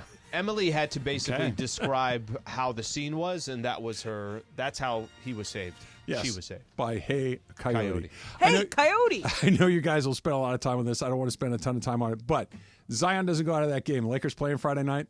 I don't know. Yes, they are. Yeah, I think so. I don't know. They You got couldn't- excited They over there, couldn't didn't stop you, him. when- No, they did. They had no answers for him. None. But they couldn't stop the Lakers either. So it would have come down to the end. It felt like the Mo had really switched momentum sides. switched, Right. and they looked a little tired, too. I was Lakers looked stunned. tired. Matter of fact, I said it on the air, stunned that Darvin didn't call a timeout during that run. I mean, they were just coming. They had a 12-point lead, and they erased it all in like 3 minutes. And I'm like, where's the timeout? Saving them for the other playing tournament. But as it turns out, at the end of the game, New Orleans had no timeouts. Yeah. They needed them. They did So maybe need one. Darvin was smarter than me. Reggie had There's game Friday, isn't there? Yeah. If Zion didn't get hurt, I think it was they were coming. Okay, They were coming can hard. I? This guy, I think. Wait, can I just, Emily? Why do you hate haiku? Emily hates haiku. Well, I don't think that's what happened. He's just being a cop. Oh, that's true. Now, all day long, it's National Haiku Day. It is. Travis has been doing haikus, and Emily has been scoffing. My Scoff. haiku was off of Emily being angry at Travis. Oh, okay. So I did not hear this one. So you're right. I did several haikus that were regarding Travis's age. Travis's age, okay. Look, we got off on a bit of the wrong foot because I like a good haiku. I even like a bad haiku, quite frankly. Who doesn't love a good haiku? And so Emily dipped her toe into the haiku pond, and her first haiku was inaccurate. It had 6 syllables in the opening stanza. Oh, Emily. So then she called in the haiku police. Haiku police. So when I pointed this out to her, she immediately turned her guns on me, and I've been in the crosshairs ever since. It's like getting a ticket for being 5 minutes late to your meter, which again, I was 5 minutes late to my meter. But the whole point of haiku is the structure. I thought the In-N-Out Burger haiku is a really good one. Especially good. John, would you like to hear it? Especially good. Sure. That's not really enthusiastic, Not- but no, you're going to hear it anyway. Okay, good. He's very excited. Yes. Hold on. Oh, get the glasses. I can't read my own writing. Exactly. All right, here we go. Never disappoints. Animal style plus shake. What it's all about. Oh, what it's all about. Seems simple. That third But that's line. that's part of the idea. You even got their slogan in there in the third line. Please. Finally, somebody that understands my brilliance. That's what haiku's all about. I love his response. Seems a little simple. Yeah. But that's the idea. You have to fit in a thought into a very tight format. Right. I thought it was brilliant. Would you I thought it was, would we like to hear more? Yeah. You have others? Yeah, no, what about the Costco haiku? You ready? I like the I got Costco one for just haiku. Emily real quick and then Okay, Costco. good, go. So we did this one earlier. Emily angry. Why are you so mad at Trav? I am now in fear. Ireland's Could be used any day.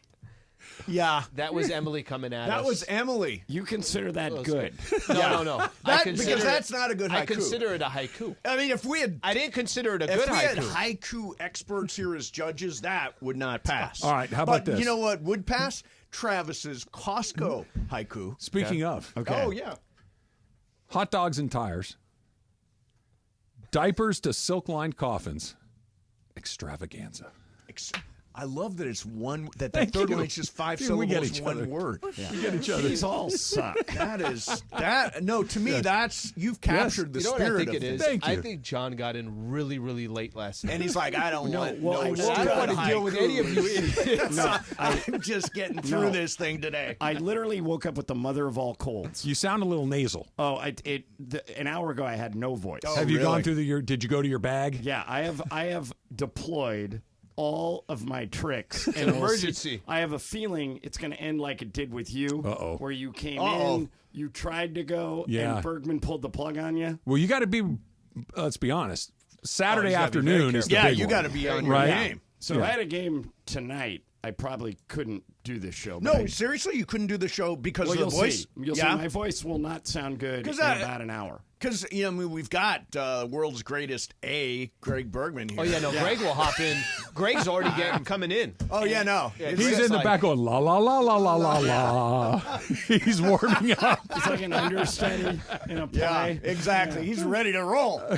Ready to roll. Okay, how did you feel during the game? Because I think... Stoned. Okay, that's good. Good. That's good. Yeah. Because Trav had the perfect explanation. I think every fan was... You're watching the game. Lakers go up 18. It's like, okay, hey, this is what they're going to do. Cruise control. Let's roll. There is no trying to be too cute with this. They showed up. They took care of business. Then it got close. Yeah, it did. And then it was... Listen, I was under the same thing, too. I know there's no guarantee past Friday. I know they could, if they lost a game, they could lose Friday and the season's done. Sure. But there were definitely times like, the world's not going to end if they lose this game. I thought the same thing. And again, I thought wouldn't be the worst thing in the If it were a typical kind of I know it's not an elimination game, but like a very important game because if you lose now, all of a sudden you're in a one and done situation. The frustration of watching your team let an 18-point lead slip through its fingers. The frustration of the head coach not calling a timeout when you're hemorrhaging points, that Zion Williamson is just giving you the business, would be somebody do something. This is and it was more like, hey, look, if it doesn't work out, it doesn't work out. It was nobody was really frantic. Do this, do that. It wasn't that. That's a weird way to watch a game. Yeah, but then when they did win, it's like, okay, cool, they won. Ireland sort of described it best. He said, I think he said yesterday, it's a kind of a no-loss situation. Yeah, no matter what would have happened, they would have been fine. Although, if Sacramento would have played the way they played last night, nobody was beating them. Yeah. You think it's the end of the Warriors as we know it? I think Clay is gone. I think I wouldn't be shocked if Wiggins is gone. I think and Chris Paul is going to be gone for sure. I think Draymond and Steph will be back, and everybody else's all bets are off. Not even Michael knows if Clay's going to be there. Yeah. Steph feels to me like the only sure thing, right? Because Steph is in the small group of people. He never changes his jersey. Green just signed his contract. Who else is going to take that money for Draymond, though? I don't. Yeah. I get in the short term, I'm with you on Draymond, but like if I close my eyes and could I see Draymond Green playing for another team? I can't. Yeah. It feels like I could see Draymond. I have a really hard time with that with Steph. Like I just don't ever Draymond's see still that effective. happen. I heard I forget who I was listening to this morning, and they said that Clay's got to be prepared to go from 46 to 20 something. I think the Warriors should offer Clay 2 years, 50. That seems about right. 20 something. See if he takes it. Yeah, I think it's a good deal for him and a good deal for them. He had a perfectly fine year by the more average team. That's a good question. But I'll tell you, not a great year for Klay Thompson if you compare him to himself. No, but if you compare him to everybody else in the league, still pretty decent year. Is he a role player at this point in his career? Like come off the bench, knock down threes, wait in the corner, and get that kick out? And is that the role? No, he's better than a role player. He's a starter in the league, but I don't know. I think he might be better off the bench. He's not a $40 million player anymore. Yeah. And neither is Chris Paul, by the way. No, he's a zero. I mean, he was a non-factor across the board. Yeah. There was nothing that felt like, oh, that's Chris Paul. It's like, yeah, that's just a guy out there running around. And they can't run it. I mean, imagine if they try to run it back. You're 10th in the West. Next year, Ja Morant's going to be back from Memphis. They'll be in the playoff mix. Houston was in the mix almost to the end of the season. Year. San Antonio, you figure with Wemby, they'll be better as well. They're kind of, okay, who comes out for them to, like, why would it be better next year? For the Warriors, I don't see how it would be better for them next year. From their team-building perspective, they have added a couple of young pieces who are potentially going to be essential. I like players. their draft picks. Both Kuminga and Really Podziemski. Yeah, both are nice players. Now, I would imagine that's their room to grow. Do they want to hold it together in order to keep this for the core? sake of the core? Like maybe it's not the perfect decision from a basketball standpoint, but you have for like the big three of big threes. Yes, you have Thompson, Curry, Green. 4 titles together, 4 titles together, 3 Hall of Fame players. All 3 have spent their entire careers with one team, with not only Steve Kerr, but mostly Steve Kerr. Keep it together just to keep it together. Well, the other dynamic here is that Joe Lacob's apparently said he wants to get under the luxury tax. Yeah, they have the highest payroll in the NBA. So, I mean, all of a sudden, if Chris Paul, that makes sense. Wiggins potentially, Clay, if you can get him down to the 20s. Yeah, Clay and the Lakers. Lakers don't have the money. They can't afford him? No, I don't think so. I don't know where they're going to get, because even if LeBron opts out, they're over the cap. Mm-hmm. So I'd be surprised if they figured out a way to get Clay here. I wonder if there's going to be a team we're not talking about that has cap space and they're offering Clay. Here's 2 teams you should watch. Orlando? Orlando and everybody's Dallas. Saying. Yeah. Dallas. Yeah. They both have money. Dallas is interesting. Dallas is really interesting. That'd be a guard-heavy lineup. It'd be Kyrie, Luka, and Clay all on the same team. Yeah. Orlando can use a vet like that. Sure. I'm trying to see if I have any more haikus, Mace. I think I used Don't them. share them with John. John, John's on this. Yeah, your haikus are very, shall we say, basic. See, I don't think you, Mace. Am I wrong to say that he doesn't appreciate the form the way that you and I do? Well, I think Trav, and I say this with all due respect, you're no Vic the Brick. No, it is. It is an art, but he did bring the haiku to Los Angeles. Well, sure. Haiku did not exist in L.A. until Vic the Brick. Big bamboo. Ben don't break. See, that bend don't break isn't long enough. Bend don't break. No, it doesn't work. See? Yeah. I'm a stickler for the rules. Emily is a hater. Oh, that line fits into the middle. That could be, and by the way, there's a lot you could put on both ends of that. Oh, yeah. That would Lots make of that beginnings and lots of very, ends. very true. Much like my haiku, Super Crosstalk is brought to you by In-N-Out. That's what a hamburger's all about.